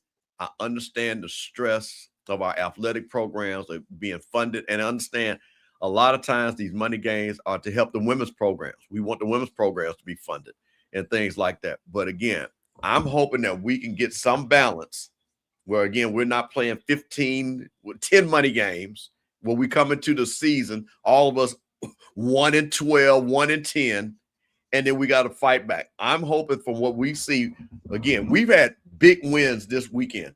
Well, this week, Howard beating the American East Conference. Is that American East? Is that correct? Their conference, American East. American East. We just beat the Patriot League champion, the SWAC champion, Prairie View, just beat them. That's a big deal where you can see guys can play. And what I'm hoping is, again, where we can use this, where we have a little bit more balance with the scheduling. So, again, I don't mind. Like I said, I love the first 4 games.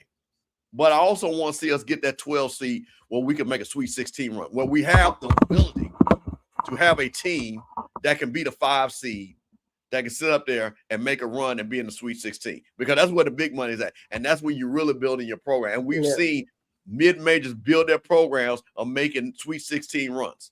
So that's what I'm really excited about. That's what I want to see us get to.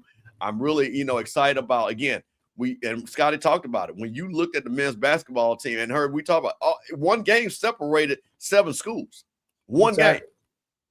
FAMU could have been anywhere from 2 to 8 if they had lost. So when you're looking at that and, you know, going forward, this is what we're saying. Again, you know, and for, you know, hey, listen, I'm here. I went to the FAMU Georgia Tech game. What's the little guard he played at Arizona that was played in Toronto that was the coach at Georgia Tech? I'm having to bring a lot. Damon Stoudemire. Damon Stoudemire. You know, I don't want this to happen, but of course, Nolan Smith would be perfect at Georgia Tech. In Atlanta, it would be nuts. Like I say, I don't want that to happen, but I mean, it is what it is. because, like I say, ACC in Atlanta, all this talent coming out of Atlanta, Georgia Tech, yeah, they could make a run.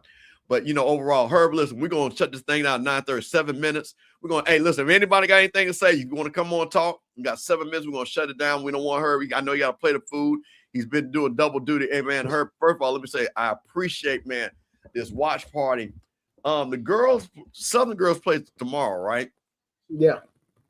I got to look at my schedule. We might, because I got to look at my schedule.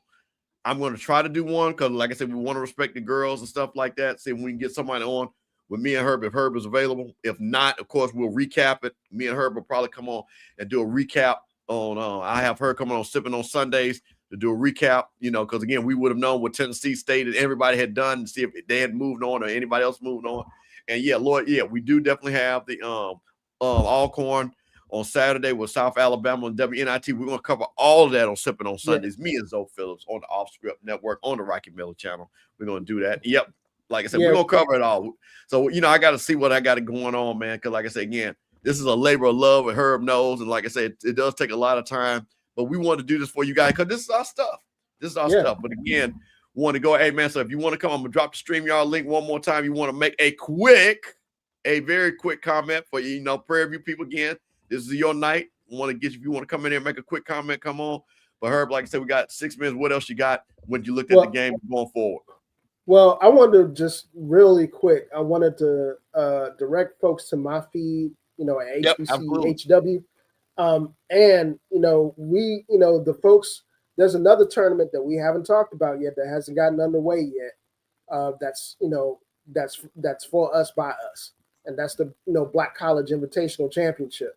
The draw for the Black College Invitational Championship was released by HBCU Go Television yesterday, 14 hours ago. So as of right now, it's all Division II. So that's the Division II equivalent for HBCU, the NIT, the HBCU NIT, I like to call it. And on the men's side, you've got Central State, Edward Waters, Bluefield State, and Virginia State. Virginia State and Edward Waters facing off against each other. That's going to be a really good game. Bluefield State and Central State facing off against each other in the other bracket. That's going to be a good game. On the women's side, that's going to be lit too. Virginia State is also on the women's side facing off against Benedict College, and Bowie State out of the CIAA is facing off against Central State women as well. So, yeah, that tournament is going to be on campus at Virginia State University. If anybody's been to that facility is lights out. That's one of the best D2 facilities out there, for real. The convention center is ridiculous. So if you're in the area, man, that tournament gets started. If I am not mistaken, they get started next week, later in the week. So I know we're going to be talking about it on HBCU Nightly. But yeah, check the feed, check HBCU Nightly social media feeds, and you'll see more information about it, man. But yeah, dude, I'm with you, dude. I'm excited to see, everybody win. And I'm still I'm still following Langston, man. I want to see if they're going to make this run for the Natty on the NAIA level too. So, I'm about to, when I get off here, I'm about to check them scores and see who they facing off with. Hey, man, like I say, once again, HBCU Coaches Corner, Off Script channel, man. Watch Party, Prairie View, Lehigh. Lehigh. That's what they play. Lehigh. Getting a little bit tired. Lehigh, Prairie View came out with the win. Represent the swag. Represent the HBCUs, man. And I'm gonna say something, man. And I think this is just really important. The coach from Kenny Blakeney from Howard said this. This will mean something for these kids. And they have made history in Howard's history. And that's a big thing to do at Howard. And they will be able to go out there in the world and meet other alums that will help them in their future. It's the same thing with these kids that play for Prairie View. Prairie View has an outstanding alumni base, and these kids will be able to go forward. Like I said, I know they're all going to graduate. That's what they do down at Prairie View. They'll go. Well, like I say, some of them might be able to play overseas. Somebody might be playing the NBA. But what they'll be able to do is take that Prairie View education. And some alum will say, hey, man, I saw you play. Great job. And let me give you a job. So, man, I'm super excited what this game has done for our HBCUs, especially for the kids, Prairie View, and for Howard. Like I say, Lady Jags, let's get it. And Howard women playing it on the big stage. Can't forget about them. They're actually in the tournament at the 14th seed. So again, really excited what has happened. Like I say, hopefully the women can do it. Like I say, Herb, from what we've seen, we believe the Southern women can pull off on first four and get some more money. Again, not as much as the men, but they're starting to pay units in the women's competition. Man, I think both. I think both of the women's squads, that are in the NCAA tournament, are capable of pulling off, first round upsets. Man, if anybody's seen Howard University's women, those women are legit. That 14 seed, is a sign of respect. That's how good they are, and it's the first time ever we've seen an HBCU women's squad get a 14 seed. That's even with Diamond Johnson's Norfolk State squad that was lights out. They got it. I think they got as high as 15. 15, yeah. I think they got. Yeah, when I saw, man, listen, for a women's team to get a 14 seed, especially the way the women's game is now, at the height, at the zenith of the women's game, and I'm talking about all. And like I say again, I tell people, I go back to Cheney State and Louisiana Tech when Kill Monkey had them pigtails. Okay. Or watching women's college back, Old Dominion, things like that, to watching women's college and to see the level of play. So I'm super excited to see what Howard does with that 14 seed. Shout out to their coach and a great thing that they've done. And like Lionel said, hey, man, you got to respect the SWAC as a basketball conference, because the bottom line is we winning them checks, man. Prairie just got us another check. So I'm super excited about that. Yeah, and I want to leave on this note, man. Them checks and them wins go a long way to increasing, conference profiles and visibility. Because when you start seeing us win those first four games on a consistent basis, how that translates? During the season, you see more eyes on conference races. You see more eyes on the players in those conference races. You see more eyes on the rivalries and the matchups that we have in our respective conferences. And that translates into butts and seats. So, whether you realize it or not, those wins are huge, and the consistency of those wins, you combine that, during the regular season with out of conference matchups that turn into opportunities to further the visibility of the conference. That stuff. That's how mid-major conferences build their brand. That's how the Missouri Valley Conference built their brand. That's how the West Coast Conference built their brand when Gonzaga wasn't, powerhouse Gonzaga that we knew about. Should have beat LSU that year. Yeah. With that squad. So I mean, it's something that, as regular fans, as we follow this, it's important, man. Don't listen to them folks that you encounter on social media and all over the place like, well, this ain't the real tournament. That's BS. Tournament games are tournament games. Tournament wins are tournament wins. We saw two really compelling games with HBCUs in them. Conversely, I've been checking in on the Miami Ohio's SMU game. It's 11-10 right now with 12 minutes to go in the first half. And that game is nowhere near as compelling as the game that we had yesterday. And the game, quite honestly, that we had today. You know what I'm saying? So, I mean, it's something that, I think we tend to take for granted, and we shouldn't, because we got a really good basketball product. Yeah. Well, Herb, listen, man. Herbert L. Seward III. Listen, proud name. I know you represented well. HBCU Hoops Weekly.